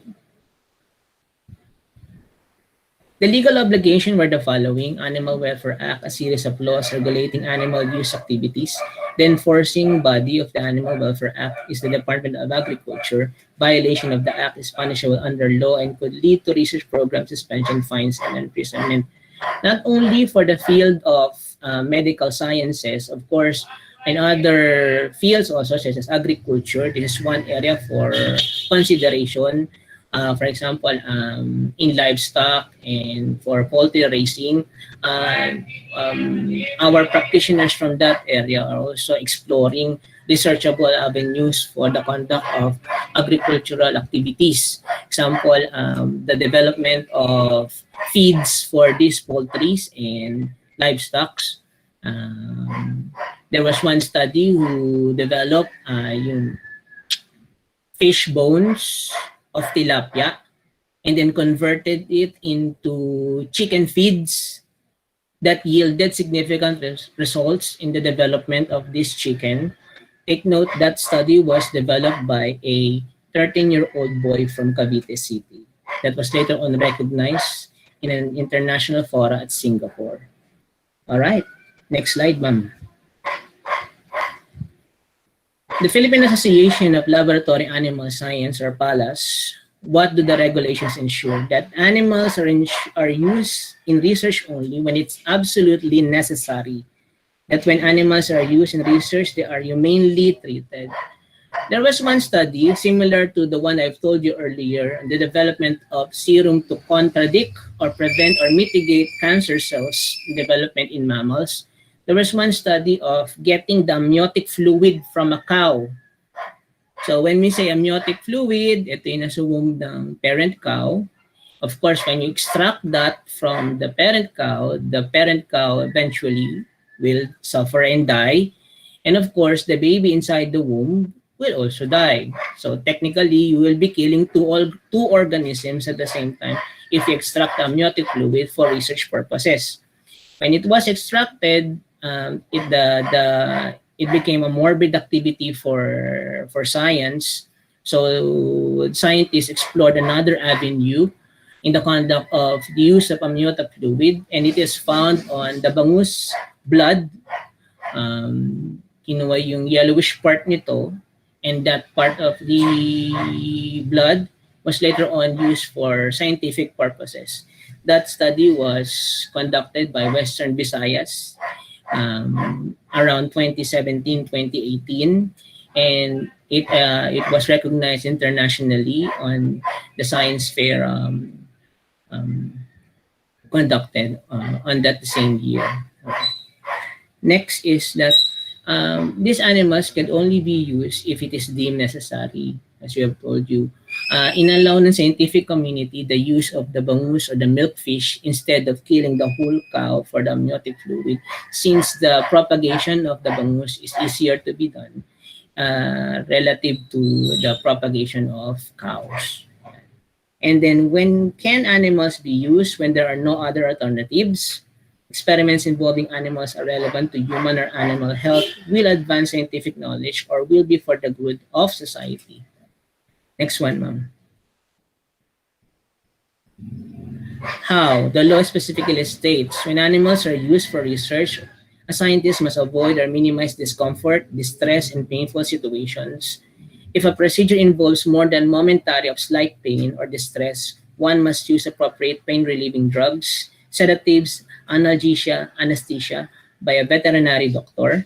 If animals are to be transported, appropriate arrangements must ensure the process is comfortable and occurs with a little stress. The living conditions of animals must be clean and appropriate for the species. All right, next ma'am. Should animals be used for research subjects? Isa lang ang laging sagot yan ng PETA. The answer is absolutely no animal research. It is their core function, mission, and vision, that is to prevent the use of animals. So they will simply say no. According to them, animals have rights. Number two, animals surely deserve to live their lives free from suffering and exploitation. And animals are not ours to eat or experiment on, use for entertainment and abuse. That is according to PETA. Next slide, ma'am. And according to the UST's mandate, the Department of Science and Technology, the UST, issued an Administrative Order 001 Series 2007 requiring ethics review of all health researchers involving human participants. CHED's mandate, then the Commission of Higher Education released Memorandum Order 34 Series 2007 in support of the DOST Memorandum requiring all academic institutions engage in human research to establish ethics review boards, committees, registration requirements. After a year, the DOST has required all ethics review committee to be registered at the Philippine Health Research Ethics Board. Next slide, ma'am. Even the International Animal Care and Use Committee is a theme of your peers that have been empowered by law or the institution to ensure all research activities involving animal safety, national and local regulations and policies governing the use of animals in research. The IACUC is legally required to oversee all animal care and use activities in the conducted at their institution. Next slide, ma'am. What does this IAUC committee comprise of? We have first the following: a veterinarian, a chairperson, a scientist, must be experienced in using research animals, non-scientific member, conducts of protocol evaluations not based on science, non-affiliated member, represents the general interest of the community. Why am I telling you this? Because we have learners who belong to the bracket of Key Stage 3 and Key Stage 4 for DepEd. These are adult learners who are much capable of conducting research, specifically for those learners who are under the bracket of the STEM or Special Science Program.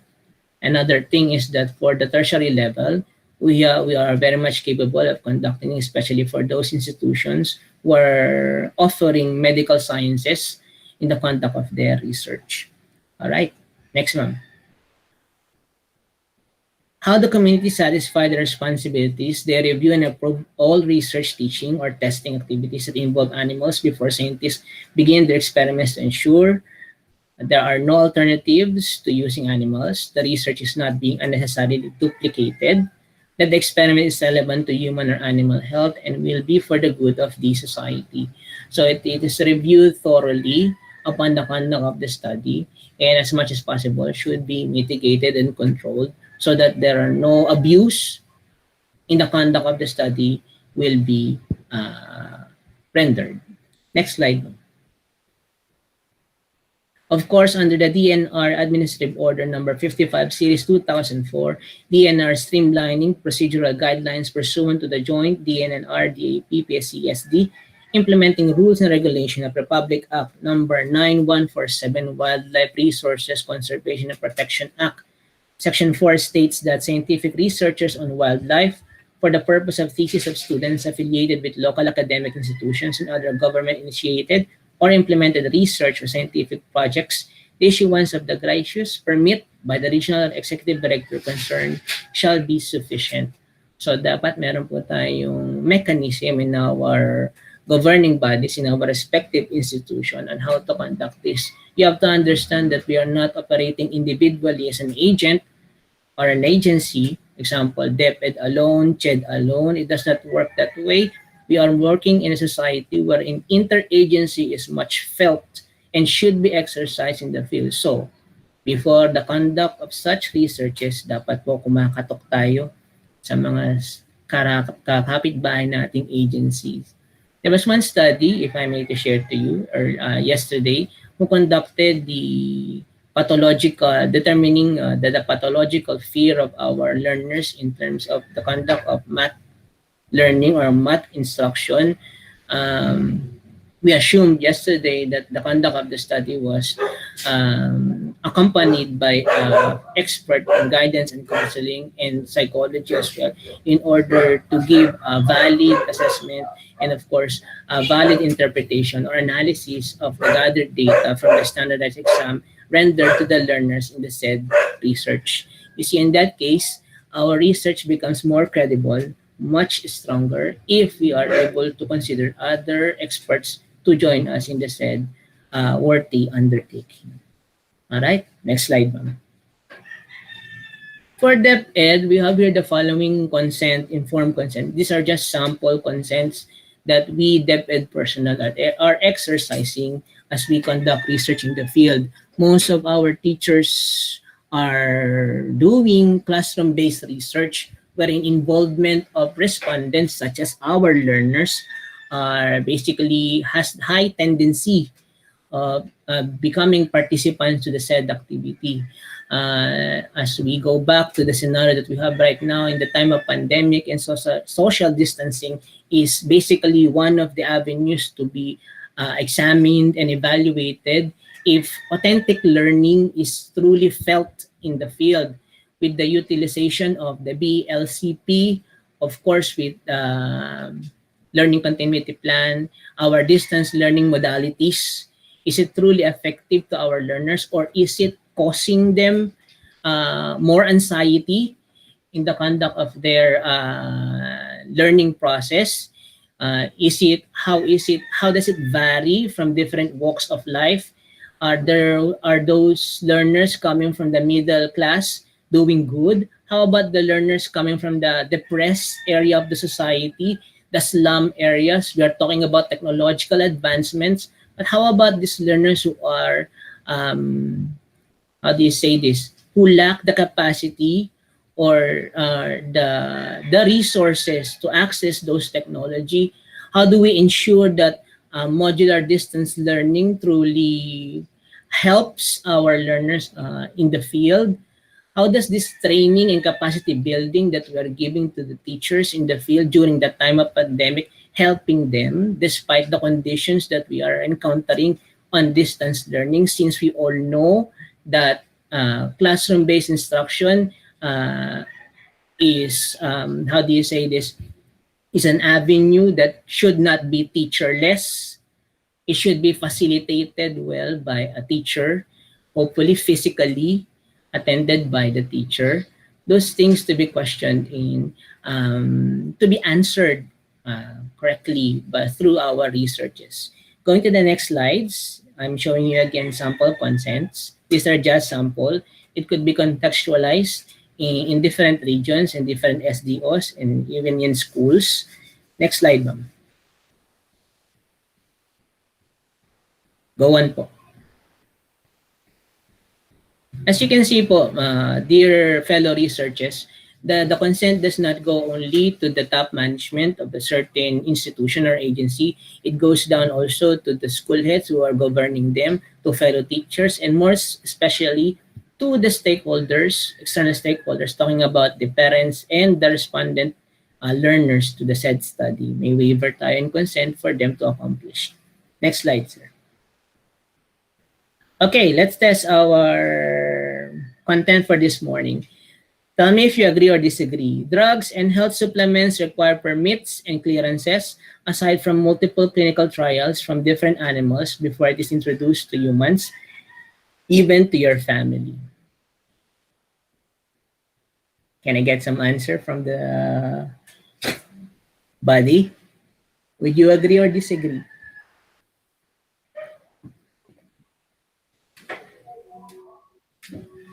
Okay, nakatulog na ba tayo? All right, so that is agree. Next slide, ma'am. Animal capture is a violation against the Wildlife Protection Act researchers involving animals need permits from DNR and or IACUC. Catching and storing live animals should be in accordance with existing guidelines under the IACUC guidelines. Agree or disagree? It's an agree. All right, next slide, ma'am. Agree. Oh, yun. I saw Ma'am Akol answered. Thank you, ma'am. Respondents, especially for data that are confidential, should be protected. Confidentiality and anonymity should be observed always. Nicknames and pseudonyms can be used instead. Agree po. Agree. All right. So you're responding. All right. Next po. Agree. And then disturbance to community is prohibited in the conduct of research. All waste, especially laboratory waste, should be disposed properly. Do you agree or disagree? Agree. Agree. Ayan. Amen. Ang dami nag-agree. Alright. Thank you, Ma'am Maricel, Ma'am Wilmina, Ma'am Jesusa. Next slide, ma'am. And of course, for our closure, we are stewards, not masters of our earth. Each of us has a personal responsibility to take care of the precious gift of God's creation by Pope Francis. Happy Sunday to each and everyone. Thank you and God bless.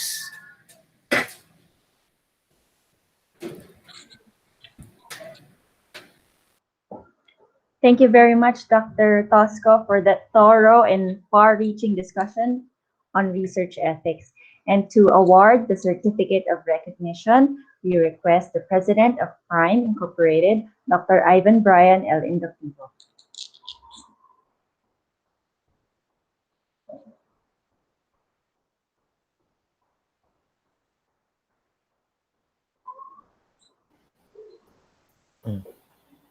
Miss Jen, can you flash the certificate?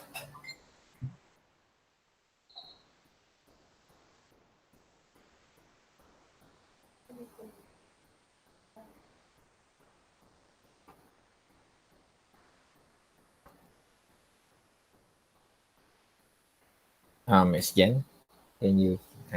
Thank you. Again, it's an honor and a privilege to have our Vice President to share his expertise, especially on the field of research. We have been together in the area of research. That's our first encounter, actually. A co-researcher, an advocate of research, and he's not just a researcher, but a one who promotes the conduct of research in every institution that he had been with, and has been recognized for that as well. So it's my honor to present the certificate of recognition to our Vice President, Dr. Regine Rex Tosco, in grateful recognition for his valuable time, service, commitment as guest speaker during our International Research Conference with the theme Engaging Advancing Leaders in Cultivating a 21st Century Research-Based Society in the New Normal, given this November 28 to 30, 2020, Cavite, Philippines, signed by yours truly as the president and founding member of the PhRIME Incorporated, and our secretary, Dr. Crescencia T. Canubas, founding member. Congratulations, Dr. Rex Tosco, and I invite everyone to give a round of applause for our second speaker, Dr. Rex Tosco.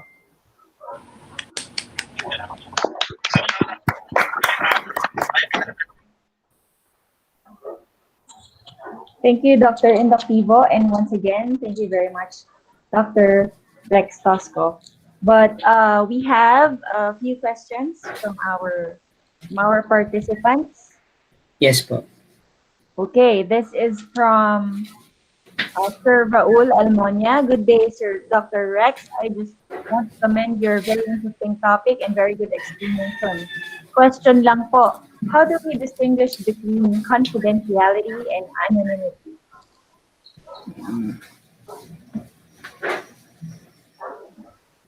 When we talk about confidentiality and anonymity, we could simply brand our respondents with for example, teacher X, student X, brand X. Okay? We could use pseudonyms in order to hide their identity.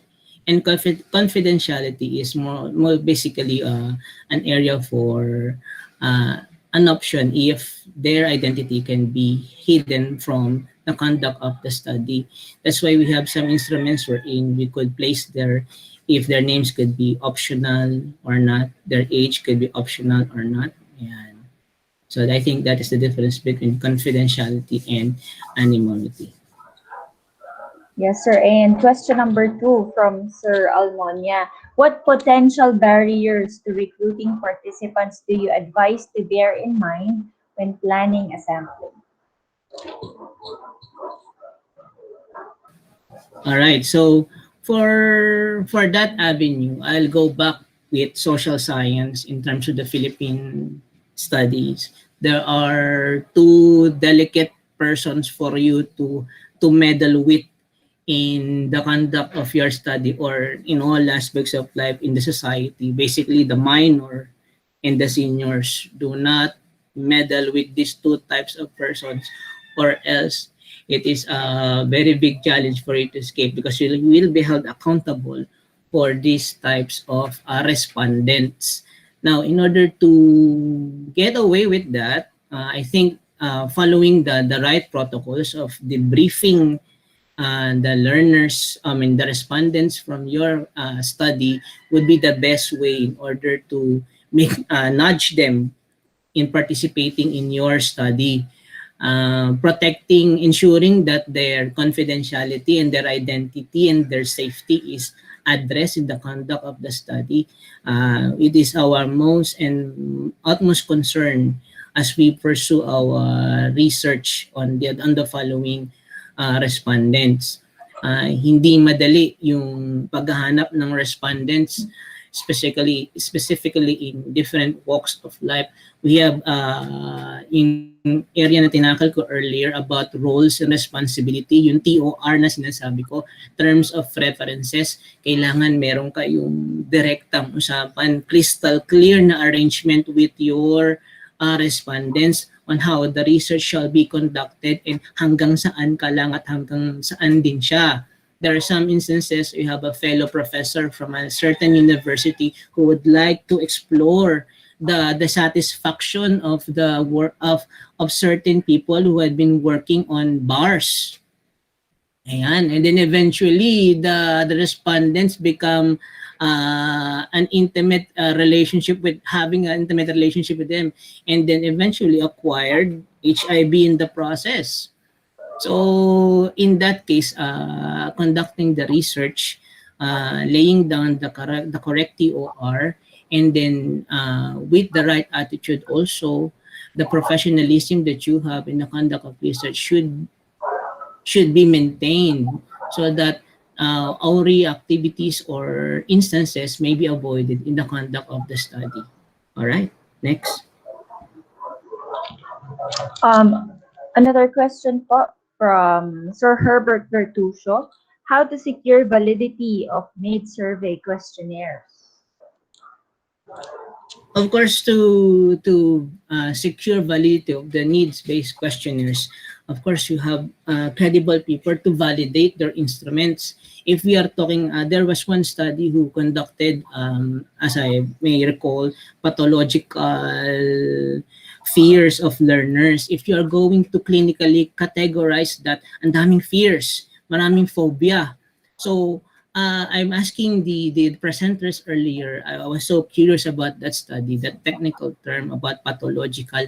Is it genetic? Is it environment? Are we talking about the coping mechanism of the learners? So in that case, I am suggesting to the proponent of that study, if possible, if they could harness the expertise of those who are engaged with psychology in guidance and counseling, so that they will have a more stronger attestment of what they have conducted. Kasi ang ganda nung kanilang naisip na idea. The thought was, if the learners were we were able to break the stigma of fear in the conduct of the lesson, learning comes easy for the learners. And that's one avenue Kaya nga, ever since our time, we have the following shows, Matinik, Siniskwela, that is indirectly influencing our minds that there is fun in science and mathematics during that era.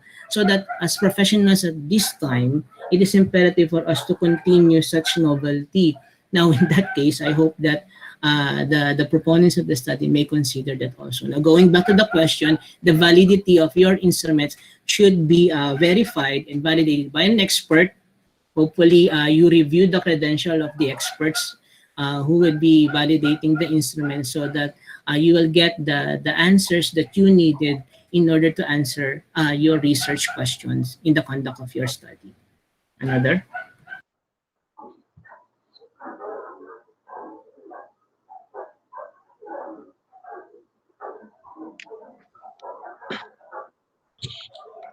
Okay, Sir, sir. follow-up question po. Go Sir, on. yung sa validity po, is there any specific number of validator to validate the survey questionnaire?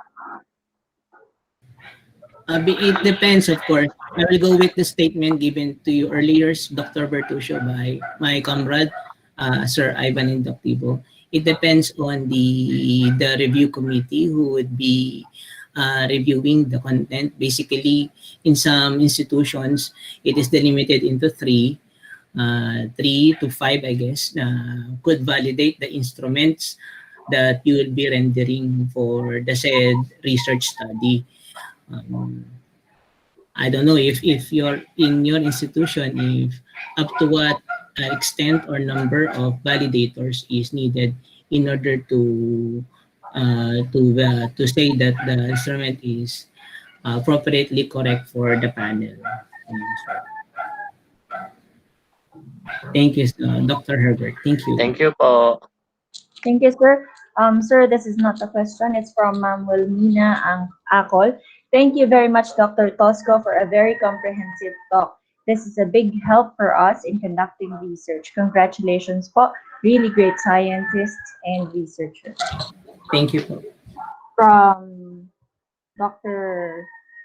Crescencia Canubas, about 500 senior high school learners being trained at PhRIME Incorporated are with us since yesterday, watching through live stream, managed also by one of the trainees given special access in the main session. Thank you so much to all our speakers, guests, and participants. Thank you po.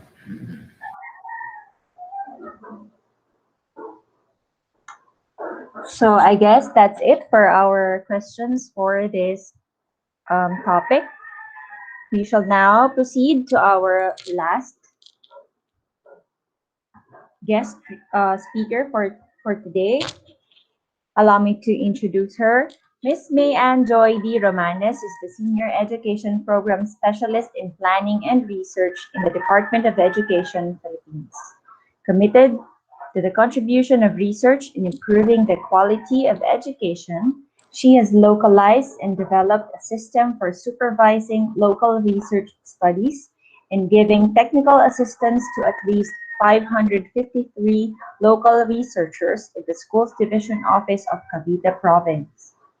She has spearheaded the first DepEd Cavite Virtual Research Conference, which currently has over 22,000 views. Ms. Romanes also led the municipal and city research committees in Cavite Province to organize and facilitate the first DepEd Cavite virtual research training, which was attended by more than 6,000 people from all over the Philippines. At present, she is writing her master's thesis on evidence-based mechanisms of a schools division office. Once again, ladies and gentlemen, research enthusiasts, I give you Ms. May Ann Joy D. Roman.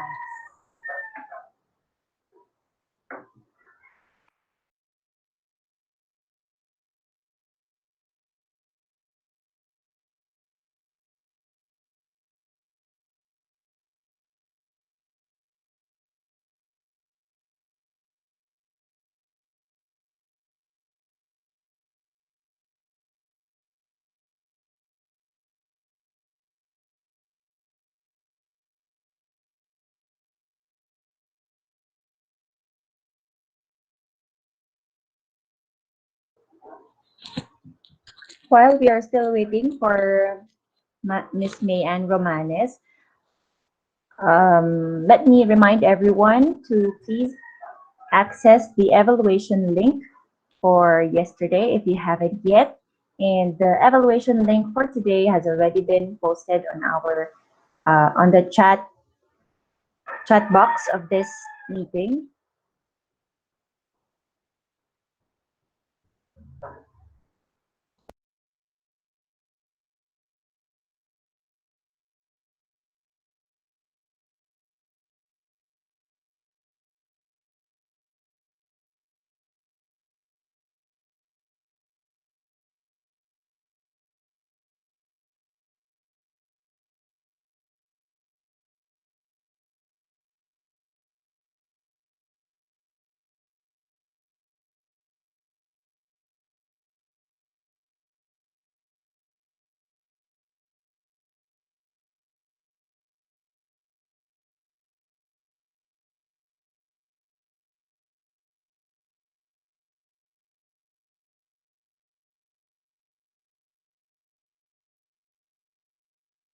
Good day, everyone. To the people behind the PhRIME Inc. International Research Conference in cooperation with EARIS, I hope that you are all doing well, and I wish the same for all the participants in this conference. My name is May Anjoy D. Romanes. I am the Senior Education Program Specialist in Planning and Research in Department of Education, Philippines. I will be your lecturer for today, and I will be talking about the data gathering methods in the new normal.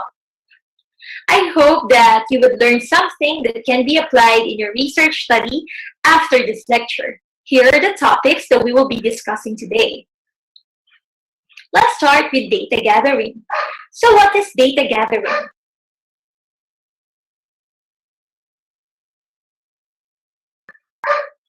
According to the Cambridge Dictionary, data gathering refers to the activity of collecting information that can be used to find out about a particular subject. According to the Office of Research Integrity of the U.S. Department of Health and Human Services, data gathering refers to the process of collecting and measuring information on variables of interest in an established systematic fashion that enables one to first, answer the stated research question. Second is to test hypotheses. Third is to evaluate outcomes. If a researcher is considering whether to collect data on their own or get help from an external consultant, they will need to have enough information to make an informed decision about how to proceed. The main consideration is to make sure that any information collected is done in a way and for a purpose that is consistent and complies with the freedom of information and, of course, the privacy protection legislation. In the interest of effectiveness and efficiency, it is recommended that efforts be made to collect data that will shed light on issues and opportunities.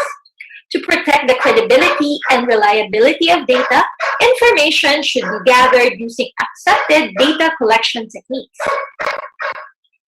The first step is to identify the issues and opportunities for collecting data and to decide what next steps to take. To do this, it may be helpful to conduct an internal and external assessment to understand what is happening inside and outside of your organization/institution.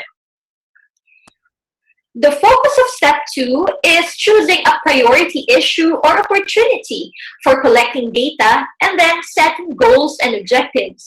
The researcher reviews issues and opportunity identified from step 1 and picks one or more specific issue and opportunity for starting a data collection project from among the list of priorities. Some of the questions an organization can consider when deciding to prioritize an issue and opportunity for gathering data include, is there a fundamental reason or opportunity to collect data from which other issues and or opportunities seems to arise? Okay, for steps 3 and 4, we will be discussing them in the next slides. Okay, in step 3,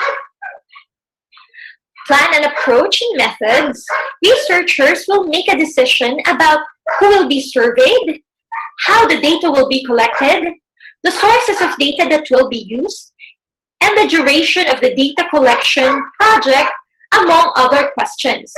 These decisions may be in consultation with an expert. The methods and approaches will flow from the goal set in step 2 and will vary significantly depending on the number of factors, including the organization's context, size, resources, and the purpose and complexity of the issue and opportunity selected. In the context of education, social science researchers are commonly asked to lead or help with the data collection projects. There are 2 types of data used in social science research: qualitative and quantitative. A good research effort involves the use of both types.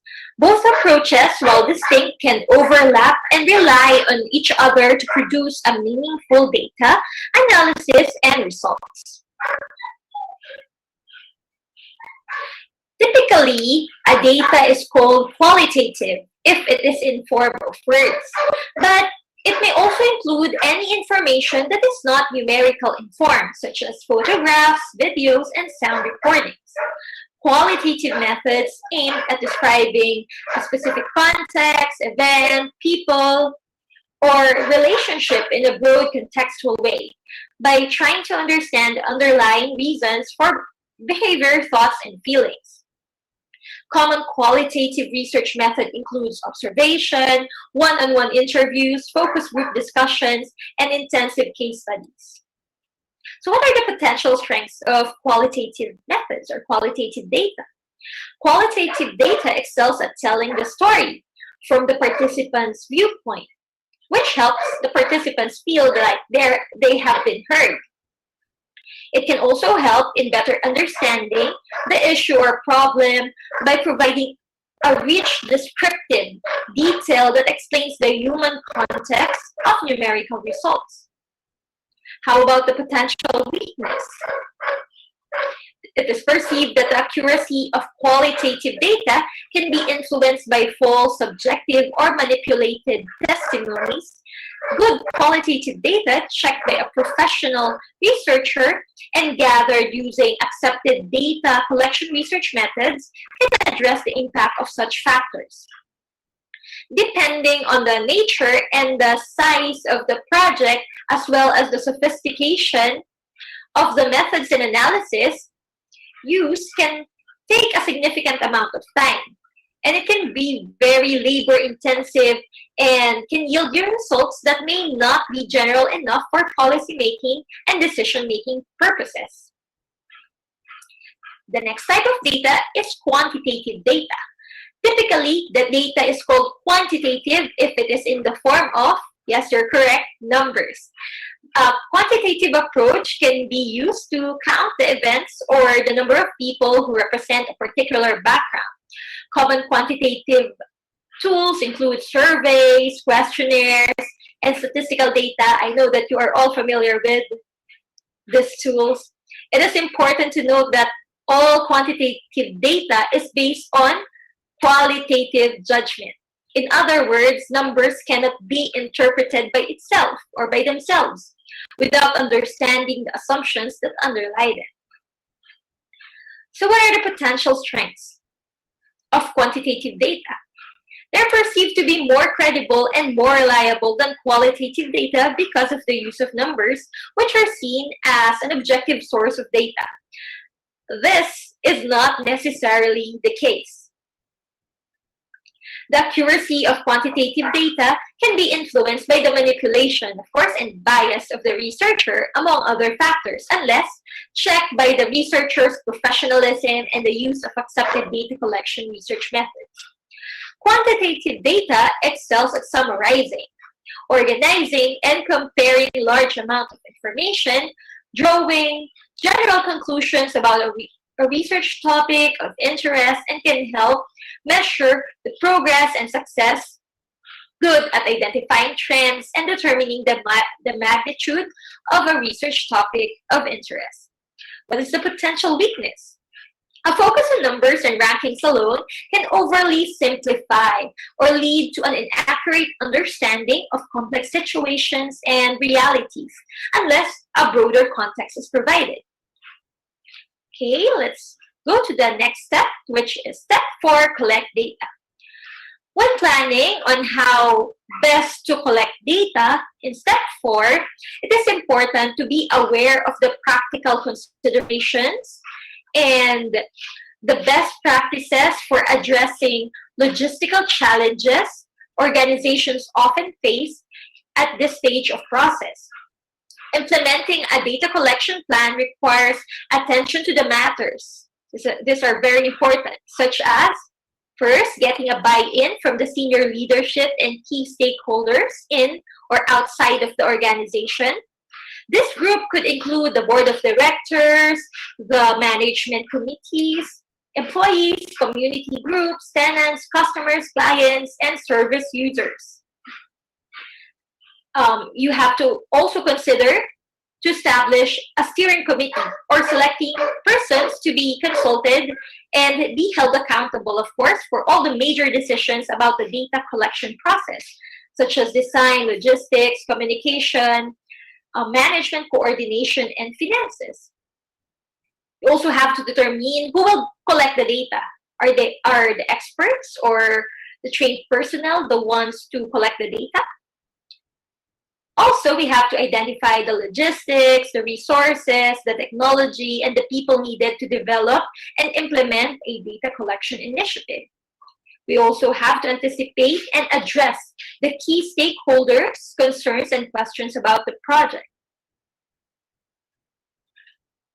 Another thing to consider would be to design a communication and consultation strategy, because this will explain the data collection initiative and encourage the highest possible participation rate, which is what we wanted.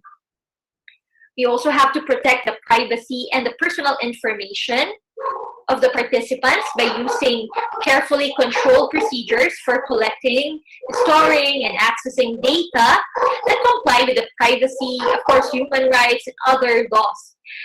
Dignity and confidentiality must always be respected. Minimizing the impact and inconvenience for the people affected in the workplace or service environment, which includes choosing the best time to collect data. We also have to aim for flexibility to be allowed or to allow for changes without the great expense or inconvenience. Considering a test period or a pilot phase to allow the researchers to improve and modify data collection methods as they may be needed. Okay, so what is the importance of ensuring accurate and appropriate data gathering or data collection? Regardless of the field of study or preference for defining data, if it is quantitative or qualitative, accurate data collection is essential to maintaining the integrity of research. Both the selection of appropriate data collection instruments, like if it is existing, modified, or newly developed, and clearly delineated instruction for their correct use reduce the likelihood of errors occurring. What are the consequences from improperly collected data? Here they are. First is the inability to answer research questions accurately. Second is the inability to repeat and validate the study. Third are the distorted findings resulted in wasted resources. Fourth is misleading other researchers to pursue fruitless avenues of investigation. Another consequence would be compromising decisions for public policy and causing harms to human participants and animal subjects. While the degree of impact from faulty data collection may vary by discipline and by nature of investigation, there is a potential to cause disproportionate harm when these research results are used to support public policy recommendations. For the third part, what are the limitations imposed upon the COVID-19 pandemic and what are the effects of these limitations to research? The onset of the pandemic and the efforts to contain it has, of course, affected the way that we collect and analyze our research data. This have impact on the researchers in collecting relevant data without violating the existing protocols. Okay, here are the measures taken to avoid the COVID-19.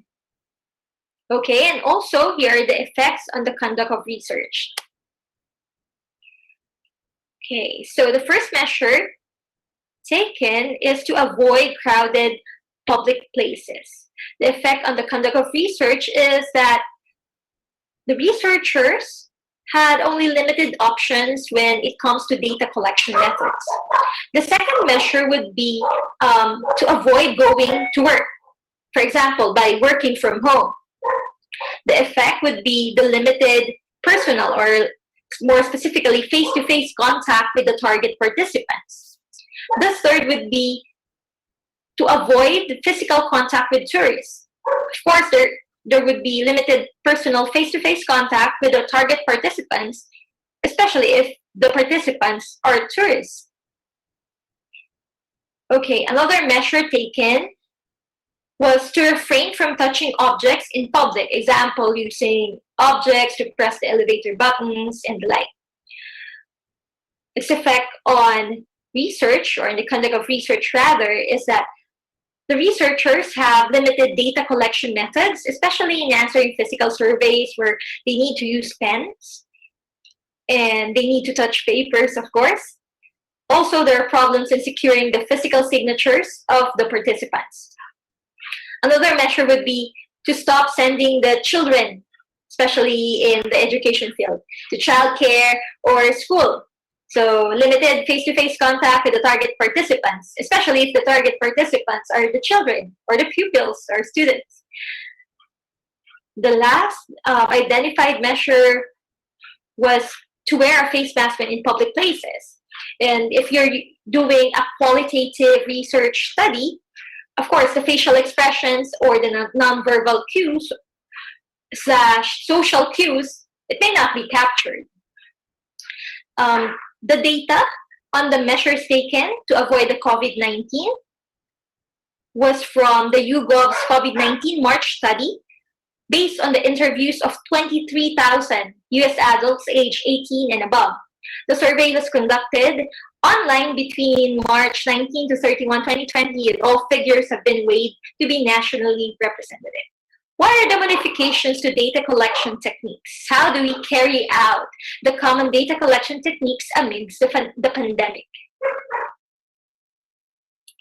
Okay, for the first data collection method, observation. What's observation? It is a process by which one or more persons observe what is occurring in some real-life situation and they classify and record the pertinent happenings according to some planned scheme. How do we do it in the new normal? We can do it by direct observation in small groups, of course, following the IATF guidelines, and also by virtual observation. What are the tools? For online observations, we can use Google Meet, Zoom, Messenger, Skype, email, and other Google apps. Okay. The scheduled length of time for virtual sessions will vary widely as schools and organizations implement their own guidance for virtual instructions. Some programs may have children attend virtual classrooms for 4 to 6 hours, while others may use shorter sessions, particularly for the younger learners.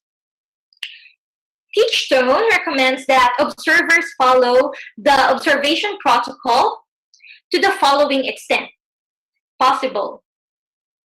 30-minute cycle, 20 minutes of observing, and then 10 minutes of coding.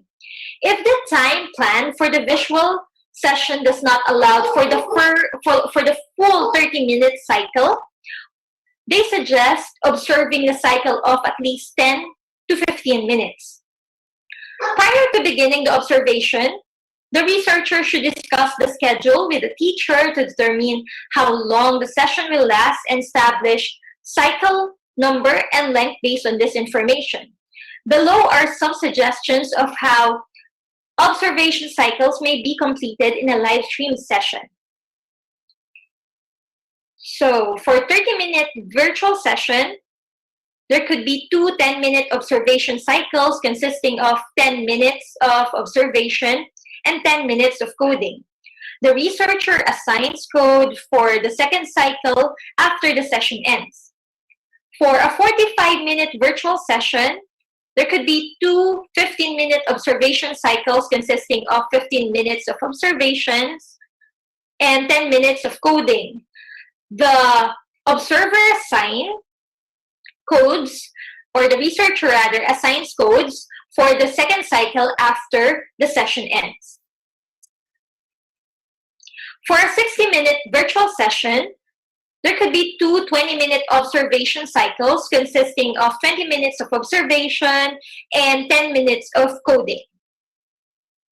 The observer assigns codes for the second cycle after the session ends. While observing in this manner is not in line with the typical observation protocol, it is important to remember that virtual observations should be conducted for the purpose of formative assessment and professional development. Shorter observations are typically sufficient for these purposes. Program/schools should develop clear protocols for cycle number and length and use these protocols consistently across observations. Okay, the observer and the camera. Upon entering a virtual classroom, observers should have their camera on. This will allow the researchers to introduce themselves to the teacher and ask about the expected number of children for the group if this information is not already known.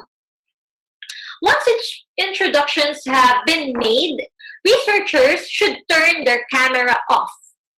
This will help observers to observe discreetly without disrupting the teacher or the children. Additionally, observers can mute the session while they are coding to reduce reduction for themselves. Live stream observation should be viewed in gallery view, even if not all children are on camera. This helps the researchers get a sense of how many children are talking and engaged. As observers watch the live video stream, their gaze should move across the screen. If virtual sessions are recorded for later review, we recommend that observers request that the sessions be set to gallery view by the person recording. It is possible that some older children will use chat boxes to respond to the teacher's or peers' remarks and questions instead of responding verbally.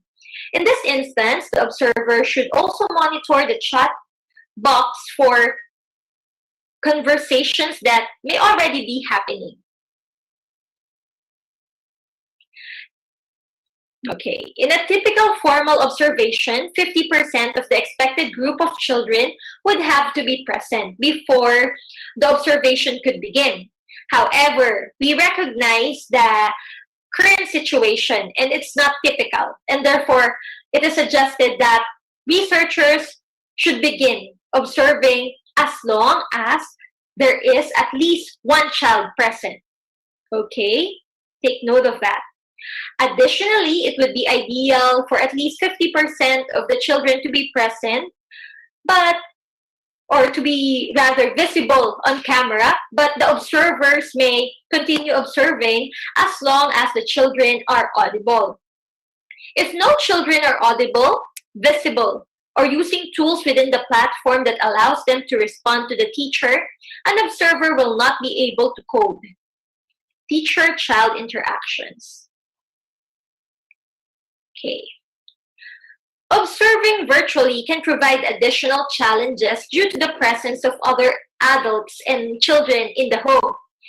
In some cases, an adult or an older child may assist with the lesson or technology.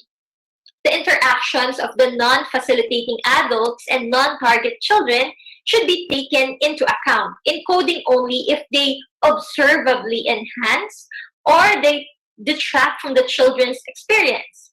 For instance, a parent sitting passively at a child's side would not lower a score for effective facilitation by being uninvolved. But a parent having an audible conversation with a child could affect the score for maximizing the learning time if the children were noticeably distracted. If the observers, in the circumstance of any suspected abuse or neglect observed at the time of virtual observation, the observers must be knowledgeable enough about the mandated laws and must report the observed behaviors as mandated by the law. Okay. For the next method, we have the interview. What is an interview? In an interviewee or the subject gives the needed information verbally in a face-to-face relationship. That's the one that is typical. But how do we do it in the new normal? We can do virtual interviews. Okay. What are the tools that we can use in virtual interviews? We can use Google Meet, Zoom, Messenger, or Skype. So we can do an in-person interview via online video. We can use conferencing platforms. The pros of using conference platforms such as Google Meet or Zoom is that there is an in-depth and, of course, high degree of confidence on the data. However, the cons for doing so is that it's time-consuming, it's expensive, and it can be dismissed as anecdotal. Okay. In DepEd Cavite, this is the most used method of collecting data. And this is the questionnaire. So what is the questionnaire method of data collection? A questionnaire form is sent usually by post to the persons concerned with a request to answer the questions and return the questionnaire. So how do we do the questionnaire method in the new normal? So we can do mail survey, phone surveys, and web or online surveys. Mail surveys can reach anyone and everyone without any barrier. However, it is expensive, it is prone to data collection errors, and of course, the lag time must be considered. For phone surveys, it has high degree of confidence in the data collected and it can reach almost anyone. Okay. However, it is also expensive. You have to buy your own load, and the participants cannot self-administer. You may need also to hire an expert or an agency to do so. For web or online surveys, they're cheap. They can self-administer. There is very low probability of data errors. However, here's the catch. Not all of your customers might have an email address or be on an internet. The customers also, or the participants, are also wary of divulging their information online. For web or online surveys, you can use Google Form, Microsoft Form, Cognito Form, HubSpot Form Builder, Survey Planet, Survey Monkey, Zoho Survey, and Line Survey. You can all find them in Google.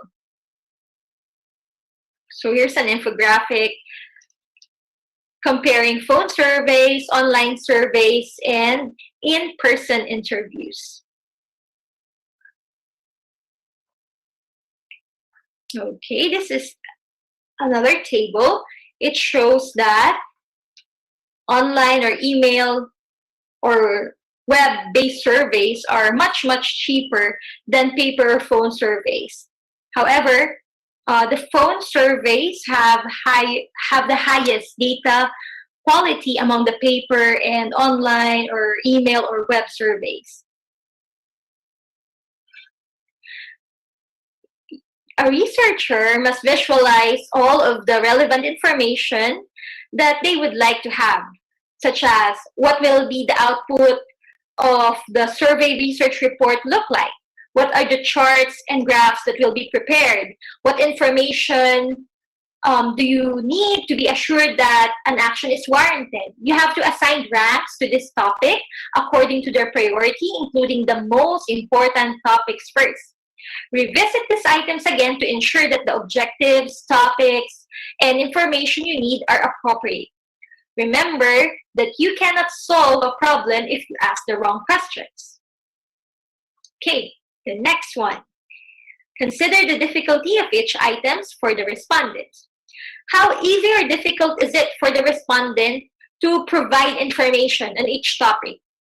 If it's difficult, is there an alternative medium to gain insights by asking a different question? This is probably the most important step. Of course, online surveys have to be precise, clear, and concise. Due to the nature of the internet and of course the fluctuations involved, if your questions are too difficult to understand, the survey dropout rate will be high. Next, okay. Create a sequence for the topics that are unbiased. Okay. Make sure that the questions asked first do not bias the results of the next questions. Sometimes, by providing too much information or disclosing the purpose of the study can create bias. Once you have a series of decided topics, you can have a basic structure of the survey. It is always advisable to add an introductory paragraph before the survey to explain the project objective and what is expected of the respondents. It is also sensible that to have a thank you text as well as information about where to find the results of the survey when they are published. Decide the question type according to the requirement of the answers to meet the analysis requirement. Choose from an array of question types such as open-ended questions, dichotomous, multiple choice, rank order, scaled, constant sum, or the ratio scale question. You have to consider an important aspect. Usually, difficult analysis requirements will lead to an exponentially complicated survey design. However, there are a couple of tools available to make life easier, such as page breaks and branching. When we say page breaks, we use it because the attention span of the respondents can be very low when it comes to a long scrolling survey. Add page breaks as whenever possible. Having said that, a single question per page can also hamper the response rate of the respondents as it increases the time to complete the survey as well as increase the chances for dropouts. Next would be branching. Researchers must create smart and effective surveys with the implementation of branching whenever required. Eliminate the use of text such as, if you answered no to question 1, then answer question 4. Because this usually leads to the annoyance among the respondents, which result in increase in survey dropouts. Design online surveys using branching logic so that appropriate questions are automatically routed based on previous responses. In Google Form, we have an option to do that. Okay. Fourth, write the questions. Initially, write a significant number of the survey questions, out of which you can use the one which is best suited for the survey. Do brainstorming. Divide the survey into sections so that the respondents do not get confused seeing a long list of questions. You have to sequence the questions so that they are unbiased. Repeat all of the steps above to find any major holes. Are the questions really answered? Have someone review it for you. Time the length of the survey. A survey should take less than 5 minutes. Okay, it's recommended to have a survey that could be taken less than 5 minutes. At 3 to 4 research questions per minute, you are limited to about 15 questions. 1 open-end text questions counts for 3 multiple choice questions. Most online software tools will record the time taken for the respondents to answer the questions. Pre-test survey to 20 or more people. Obtain their feedback in detail. What were they unsure about? Did they have the questions? Did they have trouble understanding what you wanted to say? Did they have, or did they take the point of view not covered in your answers or questions? Include a few open-ended questions that support your survey object. This will be a type of feedback survey. Send an email to the project survey to your test group, then email the feedback survey also after that. This way, you can have your test group provide their opinion about the functionality as well as the usability of your project survey by using feedback survey. Make changes in your questionnaire on the basis of the received feedbacks and send the survey out to all of your respondents. Online surveys have over the course of time evolved into effective alternative to expensive mail or telephone surveys.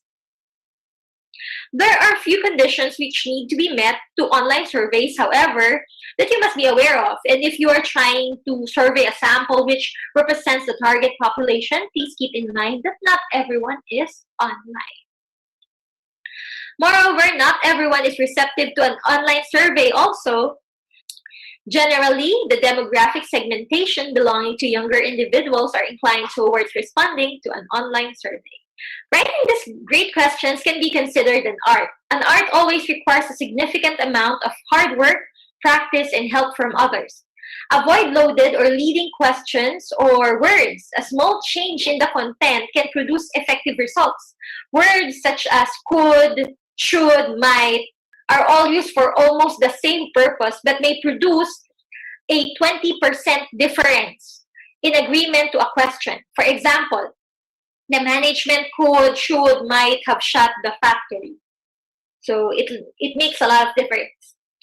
Intense words such as prohibit or action, which represents control or action, also produce similar results. For example, do you believe that Donald Trump should prohibit insurance companies from raising rates?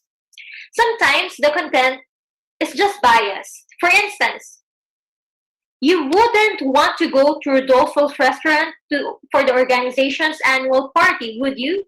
So that's an example of a leading question. Okay, avoid having misplaced questions. Questions should always have reference to the intended context. Questions placed out of order without its requirements should be avoided. Generally, a funnel approach should be implemented from generic questions down to more specific questions.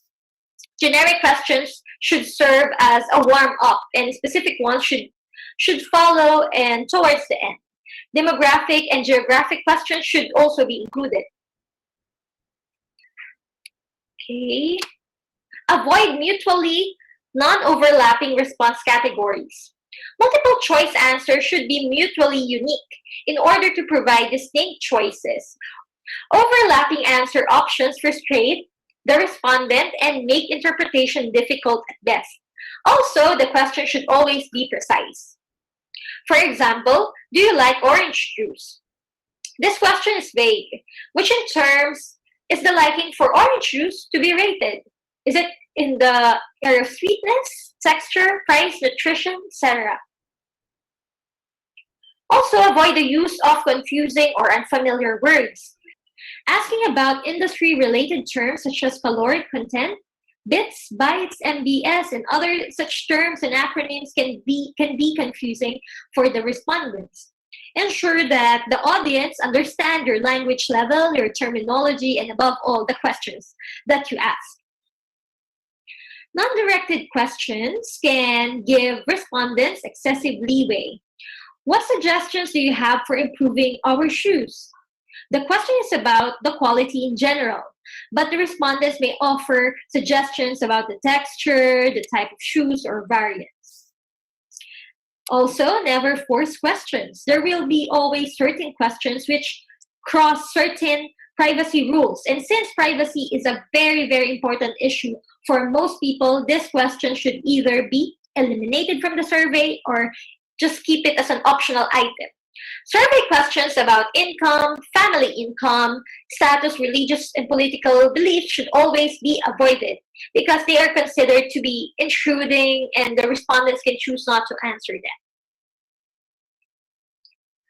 Unbalanced answer options in scale, such as Likert and semantic scale, may be appropriate for some situations and be biased in others. When analyzing a patterns in eating habits, a study used a quantity scale that made obese people appear in the middle of the scale, with the polar ends reflecting the state where people starve and an irrational amount to consume. There are cases where we usually would not expect poor service, such as hospitals. Now, for the questions which cover 2 points. What is the fastest and the most convenient ISP for your location? The fastest ISP would be expensive and the less expensive one would most likely to be slow. To understand both factors, 2 separate questions should be asked. So these are similar to what we call double-barreled questions. Dichotomous questions. Dichotomous questions are used in case that you want a distinct answer. For example, yes, no, male or female. In some cases, dichotomous questions can be applied, but in some, there can be an answer which is in between. So try to avoid dichotomous questions in situations like that. Next, avoid the use of long questions. The use of long questions will definitely increase the time taken for the completion, which will generally lead to an increase in the survey dropout rate. Multiple choice questions are the longest and the most complex, and open-ended questions are the shortest and the easiest to answer. For the last but not least data collection method that we will be discussing for today, we have the focus group discussion. It brings a carefully chosen group together for a moderated discussion about a specific subject. How to do it in the new normal? We can do virtual FGD through Google Hangouts, Adobe Connect, or Zoom. Virtual focus group discussions can be conducted in real time, that is synchronous, or over a longer period at the convenience of the participants, that is called asynchronous. Synchronous focus group is similar to video conferencing, while the asynchronous focus group is more like online message boards. We will focus on the synchronous focus group. Here are the considerations in virtual synchronous FGD.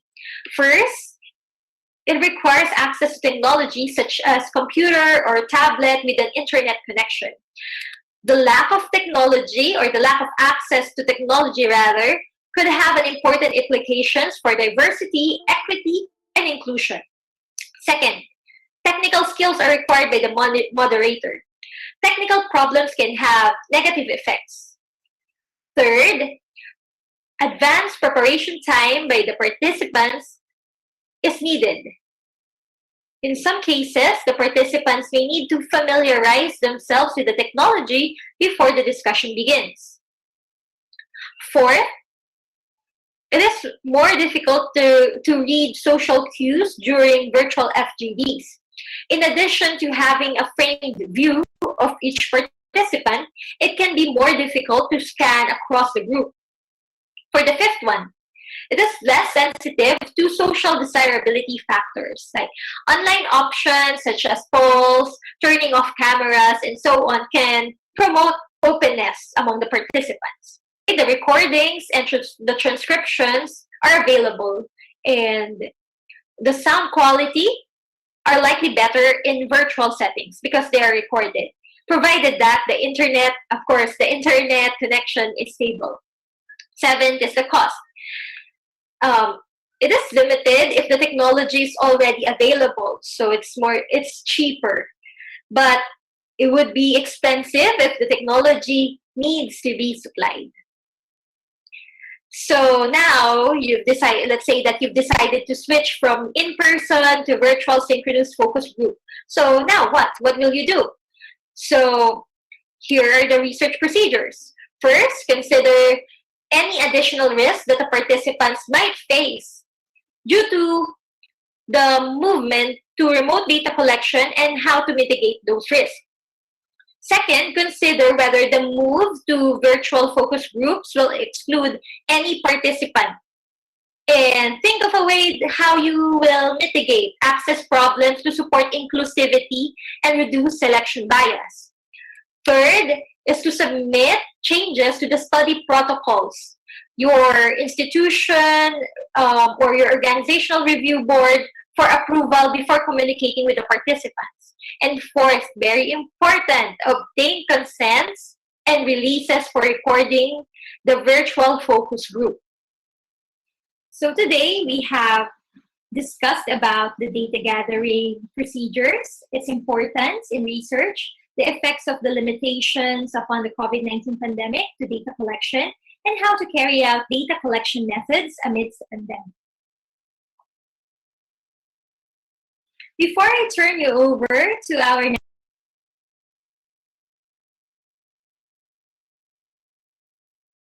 next speaker, I would just like to remind our dear researchers to always abide by the ethics in data collection as mandated in RA 10173, also known as the Philippine Data Privacy Act of 2012. This has been your lecturer for today, May Joy D. Romanes, signing off.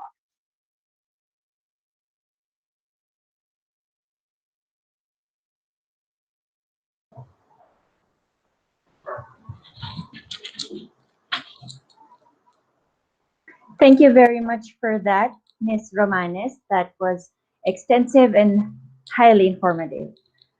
Now to award the Certificate of Recognition, again, we request the President of PhRIME Incorporated, Dr. Ivan Bryan L. Indupivo.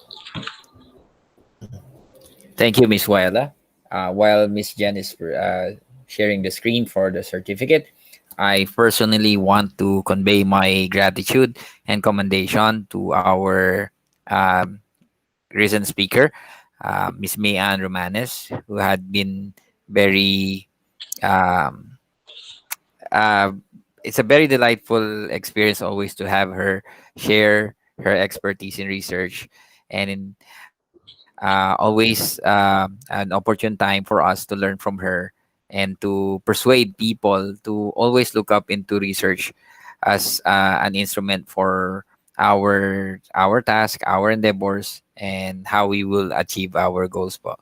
And also, I am very much proud to have her in our team and to be our speaker in this conference. So, allow me to share the certificate.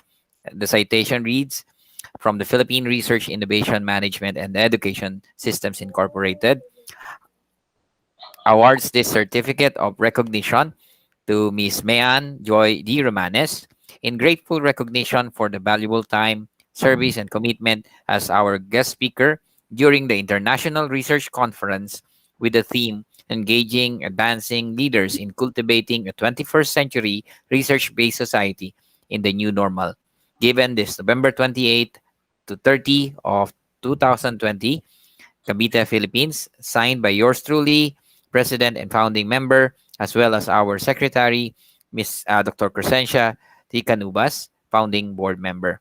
A round of applause for Ms. Mayan Joy Romanes. Thank you po, Sir Iva. Thank you po, officers and participants.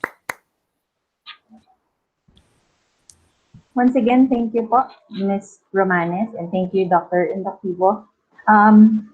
Ms. Romanes, we just have a few questions here in our chat box. But before that, allow me to read the messages that are sent. First, from Dr. Bergado, congrats to the Pride of Cavite.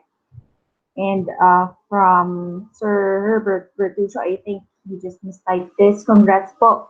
Very constant and comprehensive discussions about research data gathering. And we have a question or questions from Sir Raul Almonia.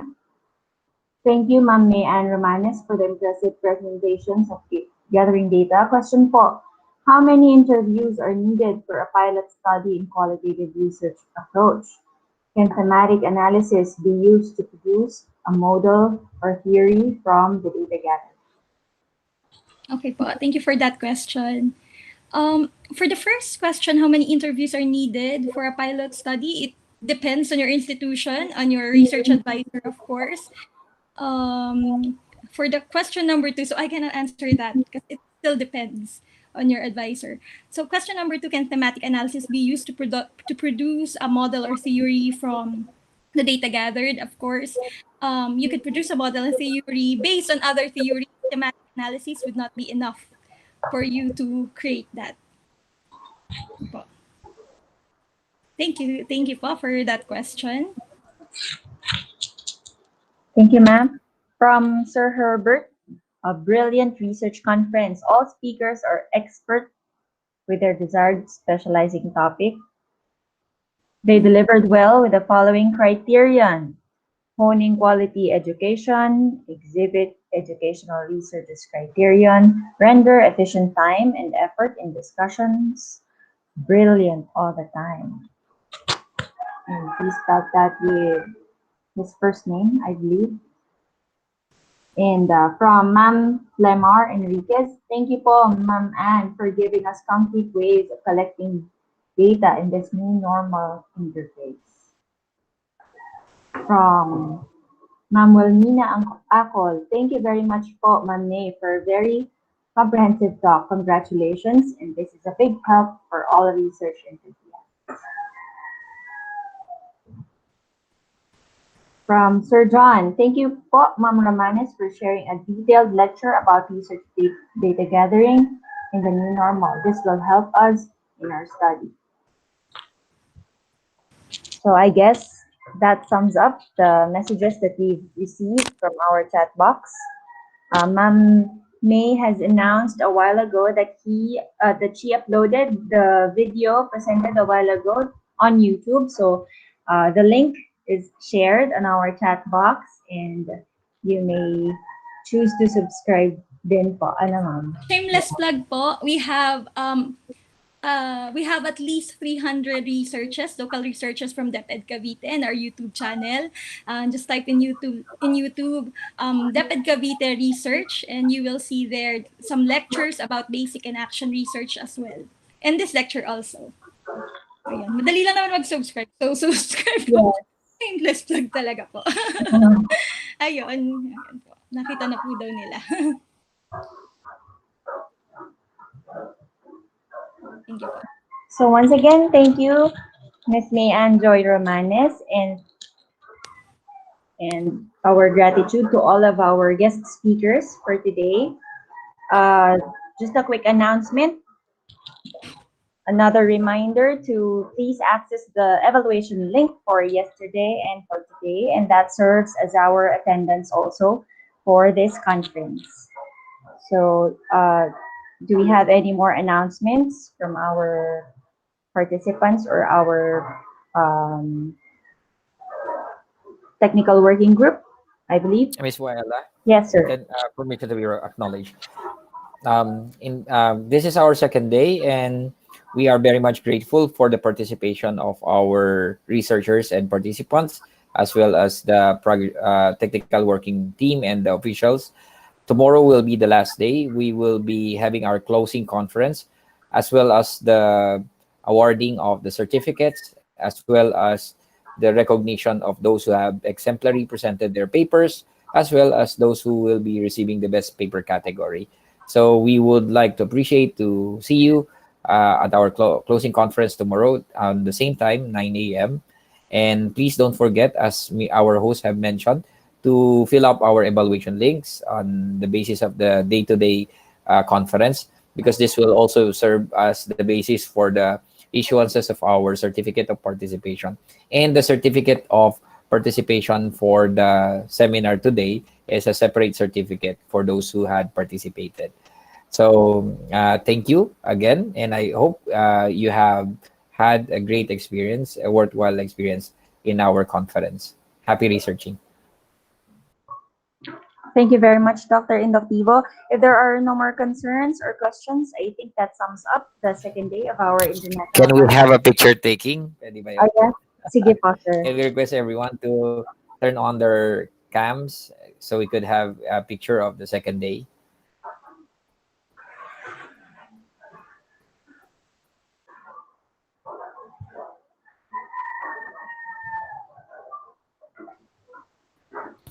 Miss Jen, can you take the photo on your end?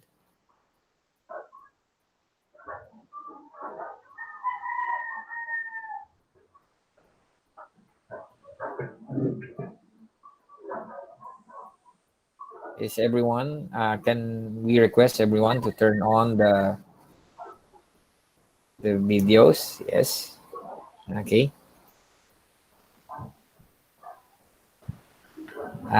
Miss Jen, can you take the count?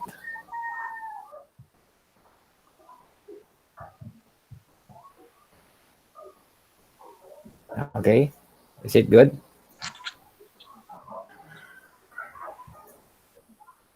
So that's it. Thank you.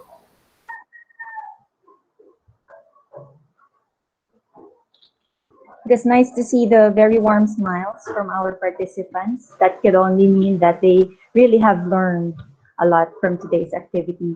So again, I believe that sums up the second day of our international conference. You have been very interactive and insightful as well. We look forward to being with you again tomorrow as we conduct our concurrent sessions and also award the best paper and best oral presenters. It has been a pleasure, and this has been your host, Waelal Ayed. Enjoy the rest of the day. Thank you.